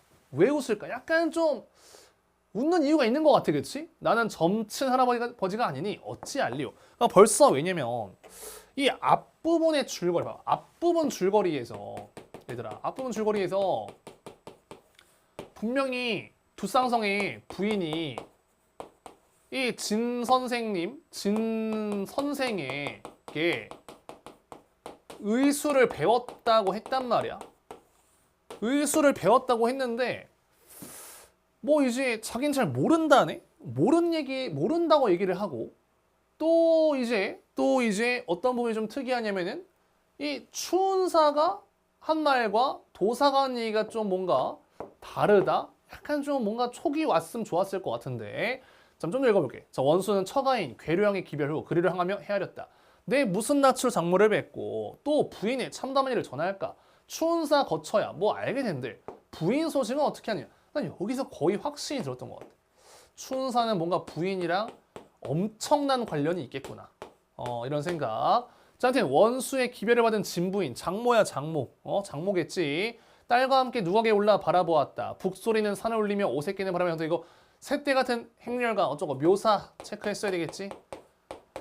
중앙에서 갑옷을 입고 황금인을 찬 원수가 천리말을 몰고 다가왔다. 진부인은 사위를 수려하나 유약한 물량을 알다가 오 대승 얻은 장군의 능람차를 다니 어찌 기품이 겠는가. 서술자의 개입이네. 하물며 원수의 뉘우침이 분명하고 억울하게 잃었던 딸도 상봉한 데다가 딸은 지금까 못 찾는 줄 아는 장모님이랑 같이 있었네. 그치? 손자도 이제 아비를 보게 되었으니 전날에 사랑한 심사는 쾌히 흩어졌다. 진부인이 딸의 등을 두드리며 말했다. 저런 남편이 뉘우침에 내 아이도 뭐 유복하네. 원수의 위를 보니 야 생각보다 되게 위험이 있는데 니는 어떻게 보이냐. 호소저가 웃으며 몸가짐 다듬고 대꾸했대. 여기가 핵심이지. 저 사람이 지금이야 저러하지. 독화사를 맞고 사경을 헤맬 때는 위풍과 호령이 전혀 없어. 군졸만 못해나이다. 남편을 살리라는 진 선생의 명을 받고 변방에 저희를 구하러 갔을 때 추운자인지 아무튼 얘가 이 호씨겠지. 호소저. 그지? 역시 추운산지 도사가 부인이었다. 그치? 살렸다 이거야. 제가 도사로 변장하고 그래. 진씨 일문의 남자인 척. 그지? 그러니까 어머니랑 성씨가 똑같지 않는 경우가 좀 많잖아. 보편적이긴 하잖아. 그래서 그러니까 엄마 성씨는 진부인 진씨야. 자기도 그러니까 진씨 가문의 남자인 척하고 치료해줬어. 그러니까 모친의 일족으로 알고 옛일을 참여하며 슬피 그리던 모습은 끝내 잊지 못할 것입니다. 되게 막 뭐 이렇게 가짠다 이런 식으로 얘기하는 거지. 근데 가소롭다 이 말이요. 일견 저를 조롱한 듯하나 나는 네 정성을 더 우수하나니 남편의 병을 고치더니 이제는 잊지도 못하겠다 하니 이리 질하나는 내 듣지 못했다. 그러니까 이제 저는 우리 최근에 했던 조응전처럼 약간 그 너 남편을 조롱하는 것 같지만 나는 너의 호소저의 정성이 더 웃기다. 야 뭐 잊지 못하겠다 하니 지극한 아내 내가 듣지 못했다 이런 식으로. 그래서 웃으며 말하니 호소저도 모친에게 물었다. 저 사람이 만일 제 소식을 물으면 뭐라 답하시렵니까? 저가 한 마음을 잘못 먹어요. 저는 그러니까 여기서 저는 당연히 두쌍성이 돼야 되는 거 아니냐? 잘못 먹어 내 딸이 3년 유배 고행했거니 한나절을 못 골리랴? 한나절도 내가 일부러 속이겠다. 놀리겠다. 차차 대답하리니 당장은 아니하리라. 진문답하자. 호소저 곁에 있던 시비 은낭이 말했다. 이 쌍안객의 정체도 모르시네. 이렁저렁 또 당하시겠군요. 이런 식으로. 그러니까 쌍안객이 아까 전에 뭐야? 이 추운자의 도사의 뭐 제자였다며 알고 보니 시비 은낭이었네. 그래서 원수 의무도 거들었다. 다 늙은 유모가 잉태한 부인 모시고 입에 떠날 때도 인사가 변변찮았으면 지금이라서도 한이 되니 우리 아랫손들 모두 숨어서 일부러 나타나지 말자. 다 같이 속이자. 이런 식으로. 그래서 노인의 낙으로 한바탕 웃음 삼고자 했다. 그래 문제 봤어. 고사에 빗대어 반전. 고사 약간 있긴 했는데 그치? 반전 없었어. 이번 선지 과거의 일을 끌어와 사건의 정황에 대한 인식. 과거에 내가 남편 독화살 맞아서 정신 없을 때 어쩌고저쩌고 했다. 그다음에 뭐 이제 억울하게 이제 그 부인이 유배를 갔다. 지금 내가 속일 거다. 2번 보자마자 정답. 19번 A부터 D를 중심으로 윗글을 이해한 내용 적절하지 않은 것. 원수가 자신과 다른 진 선생의 생활상 언급한 것 A, B가 속한 세계관이 되죠. 나는 개고생하고 있는데 진 선생은 탈속이다 이런 거고. 2번 선지 A에서 이런 일 스승이 제자의 눈을 인정하게 하고 장모가 사위를 이렇게 인정하고 인식하게 해. 와 얘가 벌써 대원수야 이런 식으로. A로 간 연유 기반하면 B에서 진 선생이 원수에게 추운살에 관한 이야기를 듣고 웃은 것은 실체를 알고 있었기 때문. 그렇게 볼 수 있겠지. 알고 있었어 당연히. 진소저가 아니라 누구냐. 호소저 자체가 진 선생이 시켜가지고 남편의 병을 치료하러 간 거였잖아. 당연히 알고 있었다고. 웃기다 이거야. 근데 모르는 척 한 거지. 선생님부터가. 4번 선지는 어떨까? B에서 전해들은 추운사에 대한 정보가 추운사 본인의 말과는 좀 상충하기는 해. 먼 친척인데 가까운 친척이라네. 호소저의 생사를 알기 위해 뒤로 가는 이유? 상충됐기 때문에 가는 건 아니지. 개연성 따졌어야 되는데 상충된 거랑 뒤로 가는 거는 그 뒤 괴류항에 처가로 가는 거랑 상관이 없어. 왜냐면 애초에 추운사가 자기 부인이라는 것 자체를 짐작조차 못하고 있었기 때문에 그냥 뭐 이상함은 느꼈겠지만 그러니까 뭐지? 내 부인인가? 처가에 가봐야 되나? 이런 건 아니잖아. 답은 4번. 맥락을 고려해서 기억부터 미음을 이해한 내용으로 가장 적절한 것은 이랬는데 5번만 봐도 될 것 같아. 리을은 상대의 발언 속 역보인 태도에 반응하는 말이다. 그러니까 리을 자체가 이제 그 딸이 호소저가 가소롭다 이 말이에요. 그러니까 이 말로는 자기가 뭐 남편 그때 내가 살렸을 때 걔 뭐 쫄병이었어요. 뭐 이렇게 막 가짜났어요. 이런 얘기하는데 사실 너 되게 남편 좋아하잖아. 이런 느낌이고 미음은 사건 내막을 모르는 상황을 전제로 한 말이다. 그치? 어차피 이제 그 두쌍성이 내막을 모르니까 또 당하시겠죠? 이렇게 얘기를 하고 있는 거지. 21번. 자, 보기 문제인데 요 문제 틀린 사람 좀 많을 것 같긴 해. 청배군의 한문본 서문에는 떳떳한 도리를 다해 화복을 드러내니 좋기 세상을 교화한다. 그는 성현의 경전이 주식이라며 소설은 과일이다. 뭐 어쩌고저쩌고 읽었다 칠게. 자, 읽었다 치고 1번 선지 봤어. 군담과 맞물린 성공은 청운의 삶을 근심하게 한 요인은 맞거든. 근데 공명과 영에 관한 충고를 하긴 했어. 근데 이게 청운을 뒤로 하고 배군을 택하는 계기는 아니거든. 왜냐면 임금님한테 일단은 잘 하고 나서 그 다음에 탈속을 하라고 한단 말이야. 그래서 그거에 대해서 수용하는 장면이 나온단 말이지 뒤로 하고는 안 돼. 근데 내가 봤을 때 여러분들이 많이 틀렸을 것 같긴 한데 뭐 2번 선지 아름다운 일이다. 뭐 괜찮고 볼만한 일이다. 아무튼 뭐 괜찮아. 이도 괜찮고 의탁을 바라지만 보답 역시 고려하고. 그러니까 신하의 책무. 사실 3번 선지가 그렇지? 은거 이전에 다 한다. 1번이 답이고 3번은 그래서 맞는 말인데 4번도 괜찮은데 내가 봤을 때 5번을 고르신 분들이 많지 않을까. 그러니까 이게 이 말이 뭐 화복의 양상을 부각해라는 말 자체가 어색하다고 생각했을 것 같아. 그리고 뭔가 세상을 교화하려고 되는 말 자체가 좀 낯설어 했을 것 같거든. 근데 보기의 서문을 보면은 그냥 이게 애초에 이 책 서문에 화와 복을 드러내서 교화한다가 사유 레매, 그지? 이게 사유야. 그래서 진부인의 처량한 심사에 연관된 상황은 딸이 고생을 했거든. 화. 근데 유복하거든. 또 복이 있거든. 화복의 양상을 보여주면서 세상을 교화하려고 했다. 괜찮단 말이지. 그러니까 1번을 못 골랐으니 말이 이상해 보이는 걸 고르지 않았을까 싶어. 자, 바로 이제 고전시가인데 고전시가가 내 개인적으로 그렇게 어려운 작품은 아니었던 것 같아. 자, 최대한 이제 뭐 작품이 좀 길긴 하다. 좀 오래 걸렸을 수는 있는데 보기를 먼저 봤어야 되겠지. 운문 같은 경우는 선상탄 뭐 많이 보지 않았냐? 이건 복인대 작품이었고, 자, 가해 화자는 전운이 감도는 곳에 군선에 올라서 임진을 한 이후에 피폐한 현실을 한탄하며 우국의 심정을 토론한 한편 강호 자연 풍류를 누릴 수 있었던 시절을 그리워한대. 나의 화자는 뭐야? 유유자적 긍정하면서도 나는 고립된 존재다. 충정과 출사를 이루지 못한 서름을 드러낸대. 다에 대한 복인 딱히 없네. 그치? 바로 시를 보자. 자, 가를 봤는데 긴 칼을 비껴차고 병선에 올라서 기운 떨쳐 눈 부릅뜨고 일본을 굽어보니 바람 돋친 황호는 원근에 쌓여있고 아득한 푸른 물결 하늘과 한빛이다. 배 위에서 배의 옛일과 지금 생각하니 어리석은 마음으로 배를 만든 사람을 애달파하는데 왜 배를 만들어가지고 그치? 배만 아니었으면 이런 오랑캐가 우리를 엿볼 수 없었을 텐데 배 때문에 우리가 이렇게 힘든 거 아니냐. 무슨 일 하려고 대체 배를 만들었냐. 오랜 세월 끊어놓은 편안이 되어서 넓은 하늘 아래 만백성의 원한을 기르는구나. 중략 이외에 두어라 뭐 기왕불구라 일러 무엇하리 속절없는 시비거리 팽개쳐 던져두자. 됐다 그냥 뭐 생각하지 말자. 깊이 생각하니 내 뜻도 고집이다. 황제가 배 만들면 사실 그릇되지 않았을 수도 있다. 장한이 강동에서 가을바람 만났어도 작은 배 아니다면 하늘바람 바다보다 어느 흥이 절라나. 그래서 배의 어떤 효용, 부평 같은 어부생애를 작은 배가 아니면 어디만큼 다니겠느냐. 이런 일을 보자 하니 배를 만든 거 괜찮다. 근데 우리들은 왜 환옥선, 이 병선을 밤낮으로 타고 흥이 없냐. 우린 이렇게 보초 서느라 힘들다. 그래서 예전에는 배안은 술상이 어지럽더니 그래 보기에서 뭐야 풍류를 평온히 누릴 수 있었던 시절. 지금은 그렇지 않다는 거지. 같은 배지만 가진 게 다르다. 그래서 때때로 머리 들어 북극성을 바라보며 때를 근심하는 늙은이의 눈물이 천일방에 떨어진다. 나 같은 경우는 산천을 희롱하여 풍경만을 좋게 여겨 꽃 피고 잎질 때 정처 없이 다니거늘.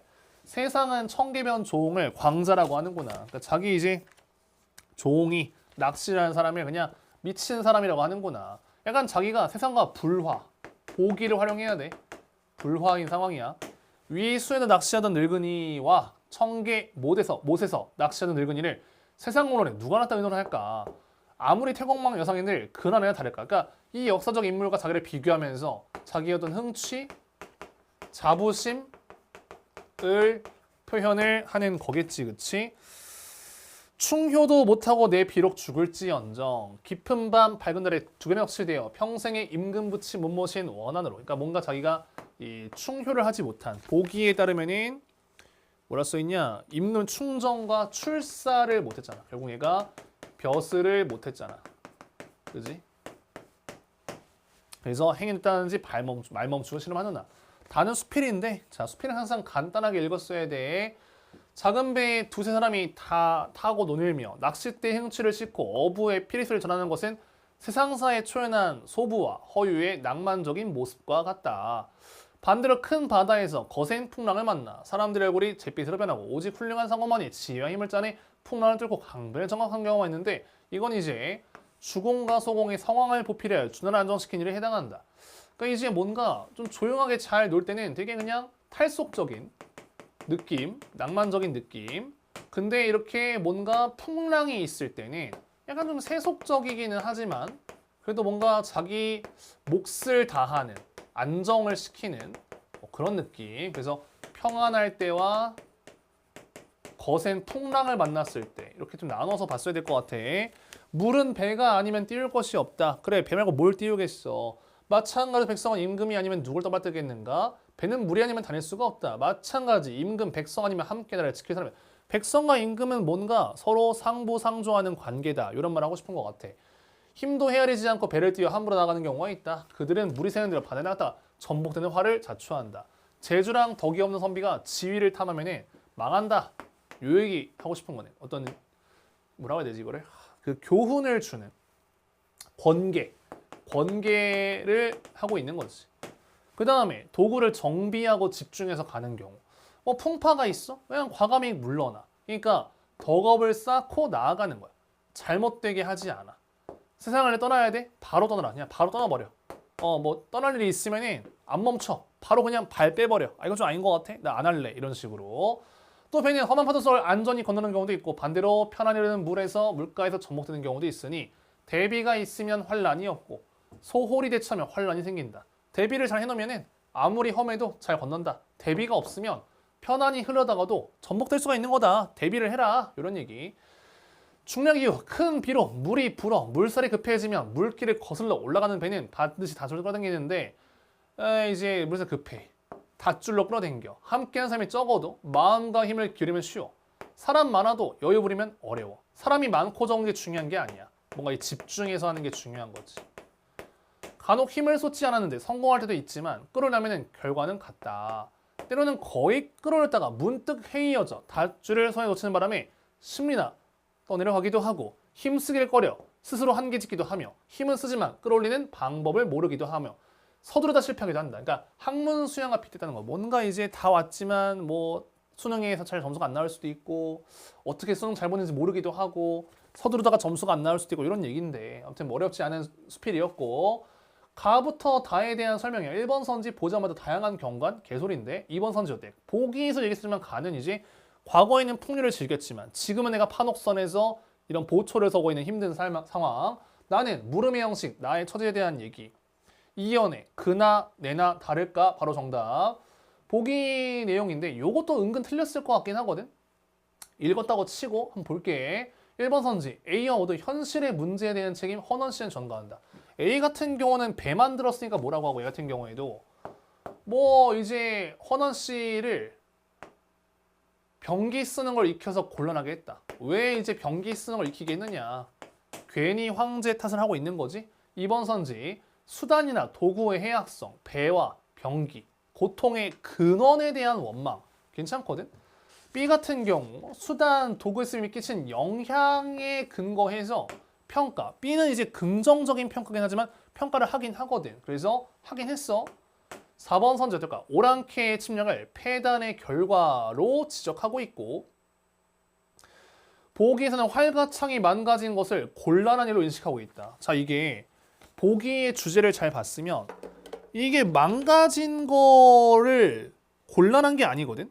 그러니까 다투고 빼앗고 하기 전에, 그러니까 서로 다투고 빼앗는 것이 곤란한 거지, 망가진 것 자체가 문제가 아니라는 거야. 부러진 활, 꺾어진 창, 땜질한 솥을 메고 원망한다. 황제는 왜 병기 다루는 법을 익히게 해서 우리를 싸우게 만들었느냐. 망가진 게 곤란한 게 아니야. 망가진 게 곤란했으면 뭐 튼튼하게 만들든가 이런 얘기 했어야 되는데 그게 아니잖아. 4번이 정답이고. 24번 A와 B에 대한 얘기인데, A가 같은 대상일지라도 양면성, 답만 바로 볼게. 한 가지 배지만 그래 가진 것이 다르거든. 그래서 배가 이제 판옥선 막 전투에 쓰여서 우리 오랑캐가 혹은 우리를 침략하게 만드는 용도이기도 하지만 뭐 어부가 떠다니면서 흥취를 느낄 수도 있는 거거든. B 같은 경우 아까 얘기했던 거잖아, 그렇지? 험해도 준비가 잘 돼 있으면은 괜찮아. 평안해도 준비가 안 돼 있으면 마탱이가 가. 그래서 읽을 때 파악했어야 돼. 25번. 자, 얘도 1번 선지인데, 대마도를 굽어보는 화자의 선이 바람조친 황혼에 머문다. 전운이 감도는 장수 자연에 몰입하고 있다. 이 앞뒤의 컨텍스트가 얘들아, 대마도를 굽어보니 바람 쫓은 황혼이 원근에 쌓여 있고 아득한 푸른 물결 얘기하는데, 이게 지금 긍정적인 의도를 얘기한 게 아니잖아. 헌원 씨를 애달파하잖아. 이게 환우는 물론 해석하면 애초에 이게 부정적인 뉘앙스로 쓴 건데, 배경 지식이 없었어도 이 부분 자체, 앞뒤 맥락 자체가 결국에는 원망으로 이어진단 말이야. 그럼 이 부분 자체를 뭐 자연, 탈속, 흥취 요 컨텍스트로 볼 수는 없겠지. 1번이 그래서 바로 정답이 된다는 거. 26번 다에 대한 설명 적절하지 않은 건 어떨까? 풍랑이 거세게 일자 안정을 도모한 훌륭한 사공. 얘도 컨텍스트를 봤어야 되는데 이게 아마 1번이 연속으로 나와서 좀 어렵게 느껴질 수도 있어. 근데 얘도 훌륭한 사공이 그 뒷부분에 뭐라고 했었냐면은 주공과 소공이 보필한 거랑 관련을 짓잖아. 그래서 얘가 이제 은둔이라고 말할 수는 없지. 속세인데 바로 1번 선지 골랐어야 돼. 자, 현대소설이다. 거의 다 왔다. 현소, 현씨 남았고 현소 한번 볼게. 현소를 좀 어렵게 느꼈을 수도 있어. 현소가 은근 좀 까다로웠을 수 있어. 약간 좀 골모간 느낌을 많이 낸 것 같아. 골모간을 모티프로 한 그런 느낌스가 좀 났어. 그참 내처 누워 있었더라면 대복어매가 내게 키 씌워 우리 집으로 소금 얻으러 보낸다며 갖은 난리를 떨었을 게 분명했다. 내가 계속 누워 있었다면 뭔가 키 씌워 소금 얻으러? 우리나라 옛날 전통 문화, 옛날에 문화라고 하면 좀 웃긴데 하여튼 풍습 중에서 자다가 그 그러니까 좀 소변 실수한 어린애들을 이 곡식 하는 키를 씌워가지고 이렇게 손으로 이렇게 들고 이렇게 약간 공개처형 조리돌림하는 문화가 있었단 말이지. 그 얘기인 것 같아서 용케도 나는 아주 싸기 전에 잠을 깨웠고, 골모간 얘기한 이유가 골모간은 화장실에서 어떤 그런 큰일을 보는 거랑 좀 이렇게 관련을 짓는, 작년 수능이랑 연계되면 작년 수능도 뭔가 큰일을 보는 내용이 났었는데 이번에는 내가 좀 작은 소변 이런 얘기인 것 같은데, 아무튼 깨어보니 대복인의 방이었다. 다행히 쉬가 마려웠는데 잘 깼어. 그래서 실수하지 않고 얼핏 밖을 내다보니 해가 이만치 누렇게 떠오른 아침이었대. 아침이구나. 나는 소스라쳐 놀라 일어나 신발을 뒤집어 깨고는 마당 한강 화덕에 푸장나무를 떼면서 대복 어메라 덜어. 왜 안 깨웠어? 나 혼나는 거 보려고 안 깼지. 빡쳤어. 아침인데 왜 안 깨웠니? 옹점이에게 하듯 욱하고는, 그러니까 옹점이한테도 이렇게 막대하나 봐. 그래서 그녀 옆에 놓여있던 부지깽이랑 나무점부터 차가지고 막 행패를 부려. 와 이러면서 막 왜 안 깨웠어? 근데 이제 이 누구냐 어메가 무슨 어메였어? 이름이 뭐야? 대복 어메가 아이 왜 이런데야? 왜 이래요? 그러니까 이해를 못해. 깽판 치는데 이해를 못하거든. 그러니까 일단 화가 났을 때 갈등 상황인 건 맞지, 그치? 갈등 상황이야. 왜 갈등이야? 나 왜 안 깨웠냐 이거야. 안 깨운 게 개연성이 왜? 개연성이 왜?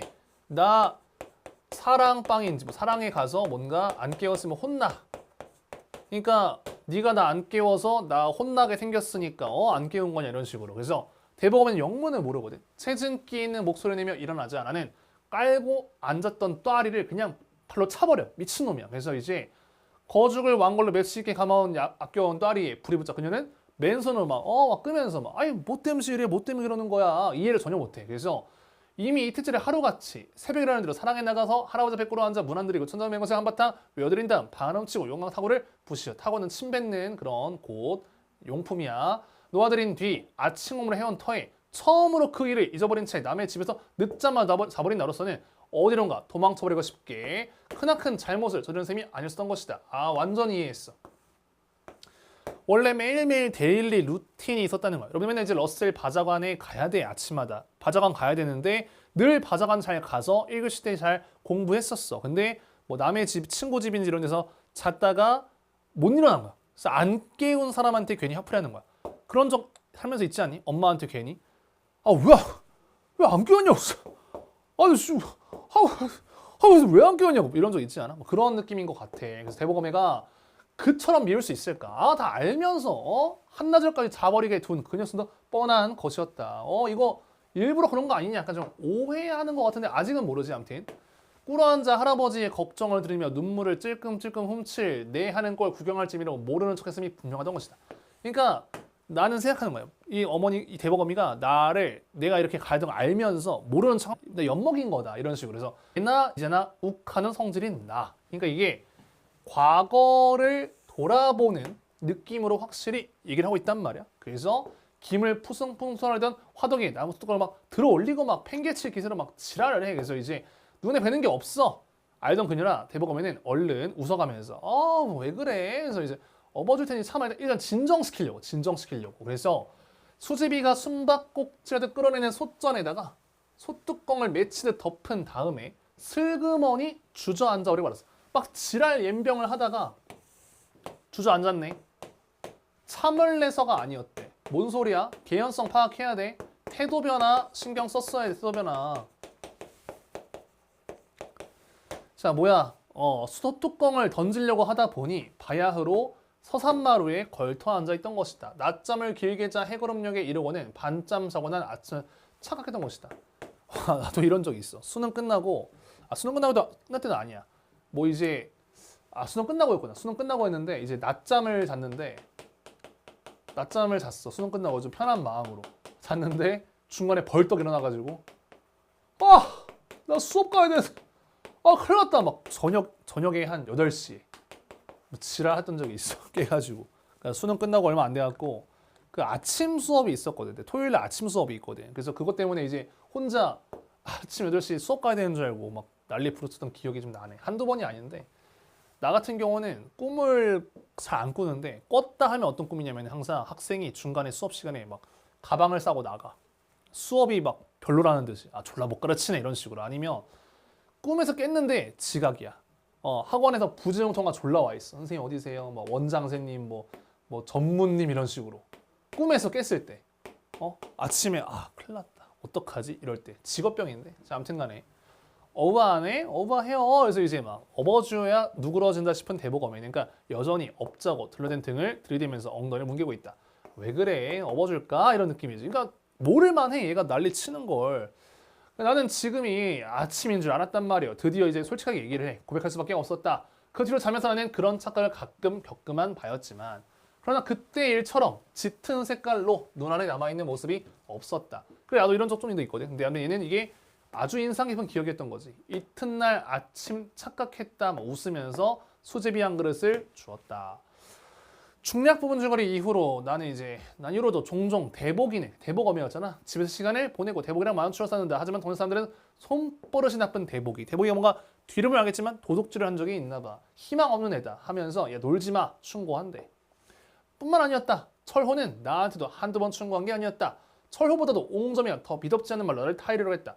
아니 예배당이나 절, 삼년당이 사람하고는 마주 앉지도 말라고 했단 말이야. 그러면서 목소리를 쳐가지고 장바닥 3년 소냉인 놈이 오죽하겠어? 대복이는 순전 도둑놈이니까 상대하지 마. 너 괜히 대복이랑 친하다가 순수한 데 붙잡으면 뭐라고 하려고 그래. 도둑놈이라고 대복이라고 한양 묶어가 버리면 어떡하려고 그래. 그래서 옹재미는 공갈을 하고 있었지만 대복이가 마냥 좋기만 하던 나음엔 누가 어쩐데도 어쩌지 못할 노릇이었다. 어머니한테 대복이 따라하면 노는 게 좋고 뭐 잘못된 거예요? 물어본 일도 있었대. 엄마 나쁜 거예요? 근데 엄마가 뭐라 그래? 대복이만 닮지는 마라. 근데 암만 대복이가 그렇더라도 너한테 못된 것을 가르치겠냐? 그 대복이랑 노는 건 괜찮은데 뭐 닮지만 마라. 대복이 그래도 나쁜 걸 가르치진 않을 거다. 그러니까 대복이 나를 살부치처럼 귀여워하며 아껴 위하는 줄을 알고 있던 엄마라서 대복이 나에 대한 행세만은 그래도 미더워한 것 같대. 그러니까 못 믿었다가 부정적인 얘기니까 미더워한 거는 굿, 괜찮다라는 거거든. 그러고 보면은 옹점이는 아마 대복의 어머니가 미워가지고 이유는 모르겠지만 미워가지고 모함을 한 걸지도 모를 일이었다. 그래서 옹점이나 철호말은 안 들을래. 왜냐면 그 이유를 뭐 알아서 그랬던 것 같아. 자, 그래서 윗글에 대한 이해로 가장 적절한 것인데 1번 선지 뭐 옹점이 말을 애초에 신뢰하지 않았어. 경험 제시한 거 아니야. 대복 엄마한테 달리 화를 냈다? 똑같이 화를 내, 똑같이. 4번 선지 본 적이 없었기에 낯설어? 아니야. 5번 선지 그래 험담을 한 게 그래 악감정 때문이니까 나 안 믿을래. 28번 기억의 이유 그래 맨날 해오던 일들을 못했기 때문에 빡쳐가지고 깽판 지랄 난 거지. 1번 정답. A부터 G에 대한 이해로 적절하지 않은 것. A. 대복엄의 의도를 단정한다. 그치? 분명히 나를 엿먹이려고 안 깨운 거다. 해명을 요구하는 거지. 왜 그랬어? 솔직하게 말해봐. 이런 식으로 그치? 뒤에서 싸게 얘기해봐. 2번 선지 일관된 반응. 대복엄은 몰라 진짜로. 왜 그러니? 업어줄까?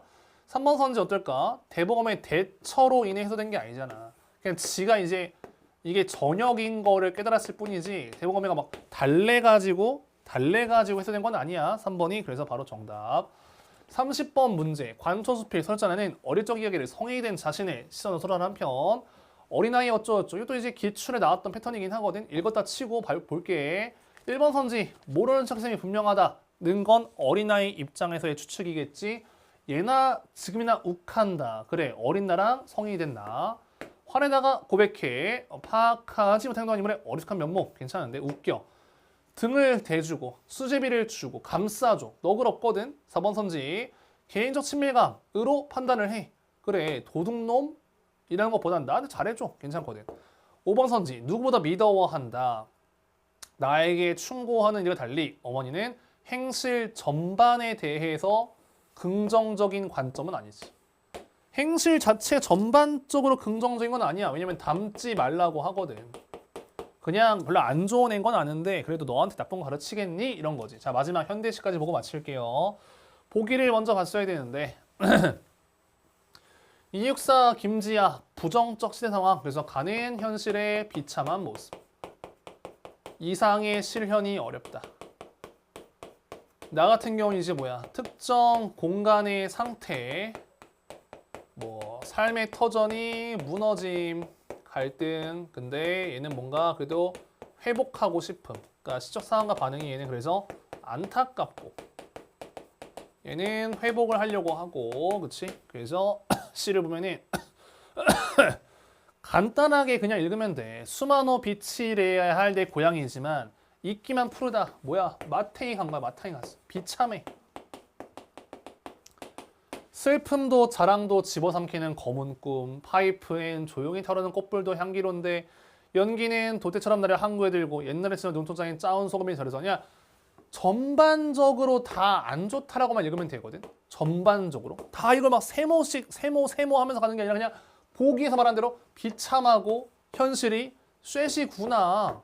숨막힐 마음에 뭐 강물이 어디 흐르냐 다른 강을 따르고 나는 차디찬 강 마음에 들이느라 수마노 비치래야 할 내 고향. 그러니까 원래 수마노 비치여야 돼 고향이. 그게 이상일 텐데 그렇지 않으니 안타까움.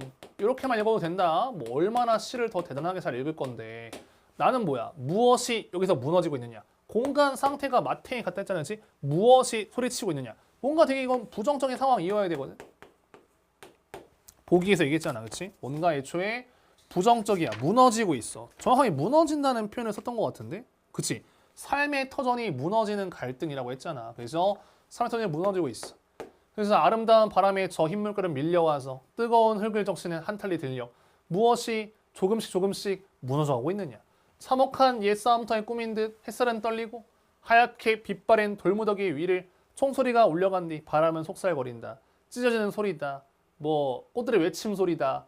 모든 힘의 긴 싸움을 알리는 새나팔 소리다. 그나마 이제 뭔가 이제 앞으로 긴 싸움을 알리는 소리, 피 끓는 소리, 이런 것들 그러니까 무너지는 소리이기도 한데 얘는 회복과 대결에 대한 내용도 한다 했으니까 그러니까 뭔가 무너지는 소리이기도 하지만 이제 앞으로 내가 대결해야 하는 피 끓는 소리이기도 하다. 이렇게 읽어줘야 되겠지, 그치? 그래서 31번인데 1번 선지 의인화를 통해 동일시하고 있다. 나 이 문제 풀 때 1번 선지는 그냥 의인은 확인하기 귀찮아가지고 2번을 그냥 바로 봤거든. 2번을 왜 바로 봤냐면 확인하기가 편할 것 같은 거야. 아니 뭐 명사로 끝맺었는지 보는 건 쉽잖아. 그래서 봤더니만 찾기 쉽더라고. 꿈 있어. 나는 어때? 봤더니 이제 얘도 소리 있어. 그래서 2번 선지가 바로 정답이네. 해서 1번 선지부터 굳이 확인하는 것보다는 그냥 대충 봤는데 2번이 그냥 좀 쉬워 보여. 2번부터 봤어도 괜찮다. 난 실제로 그렇게 풀었었거든. 32번 기업과 니은을 비교해서 이해한 내용인데 기업 분필가루 때문에 기침 나오나? 노랑나비도 오지 않는 무덤이란 말이야. 근데 가가 자기 반성을 수행하는 공간? 가가 자기 자신이 뭘 막 반성하고 있지는 않거든. 그래서 2번 선지 봤어. 황폐함 너무 괜찮아. 보기에서 얘기했었어. 자, 니은은 어떠냐? 니은은 이제 옛 싸움터야. 옛날 싸움터. 지나간 싸움터거든. 대립과 갈등의 흔적이 남아있다. 싸움터니까 컨텍스트가 대립과 갈등해도 괜찮겠지? 33번. A부터 E의 의미를 고려 나를 감상한 내용인데 A를 활용하여 현재 위치한 원인 한탈리 능력에 초점 두고 시장 전개하고 있다. A를 활용하면은 여기서 무너지고 있대. 여기서야. 그래, 여기 한탈리 능력 맞아. 이원 선지 갑작스럽게 발견한 것이 아니다. 조금씩 무너지고 있어. 갑작스럽지가 않아. C. 무엇이 소리치고 있느냐? 그것은 이런 소리다. 4번 선지 D를 활용하여 그리고 뭐뭐뭐뭐 소리다. 이게 시간의 흐름에 따라 변화한 소리를 밝혀내려는 의지다. 애초에 소리의 정체를 밝혀내려고 뭘 하고 있는 건 아니거든. 뭐 시간에 따라 변화는 얘도 좀 애매하긴 한데 내가 골랐던 거는 밝혀내려는 의지는 아닌 것 같아. 내가 수업 시간에 얘기했잖아. 의지적 표현은 항상 뭐라고? 좁게 판단해야 된다고. 4번이 정답이 되는 거고. 34번 자 마지막 문제인데 얘도 수많은 빛 고향. 그래 읽을 때 파악했어. 이상적인 상황이거든. 찢어지는 소리, 시드는 힘, 갈등이 존재해. 괜찮은데. 2번 선지 푸르러라 노란을 오지 않는다는 상황에서 잔잔하게 무너져있는 소리가 들리는 상황 엉뚱 편의 점에서 부정적 상황의 개선 가능성이다. 야 일단은 가 같은 거는 애초에 개선 가능성 자체에 대한 얘기를 안 하고 있단 말이야. 되게 절망적이란 말이지. 잔잔하게는 뭐냐? 잔잔하게 어딨어? 잔잔하게 나와 있는 거 아니야? 왜 짙은 글씨가 안 보이지? 아 써있네. 잔잔하게 저녁 물살처럼 잔잔하게 붓꽃이 타오르는 빈 들녘에 서면은 무너지는 소리. 야, 근데 이게 나도 이제 무너져 내리는 소리가 들리는 상황인데 무너지는 소리인데 이게 개선이라고 말하기는 좀 어려울 것 같아요. 근데 지금 크게 어렵지 않았고 그래서 이 정도로 내가 이제 해설 강의를 준비했는데 아무튼 이제 뭐랄까 필요한 만큼 보셨겠지만 난이도는 확실히 3월 더프보다는 어려운 편에 속하긴 하는데 문제에서 요구하는 어떤 수준이 봐준 느낌이 없지 않아 있다. 봐줬다는 얘기하는 이유가 뭐냐면 어떤 추론으로 문제가 풀린다라기보다는 약간 좀 일치 느낌으로 문제가 해결되는 경우가 좀 많아서 점수가 잘 나왔다고 하더라도 너무 자만하지는 마시고 점수 자체가 잘 안 나왔으면은 사실 이것보다 어려울 거기 때문에 국어 공부를 더 신중하게, 더 열심히, 더 많이 하셔야 되지 않을까 싶다. 아무튼 뭐 유튜브로 보시는 분들도 끝까지 감사하고요. 수강생분들 복습 잘 하시고 질문은 수강생 카페에 남겨주시면 감사하겠습니다. 네, 고생하셨습니다.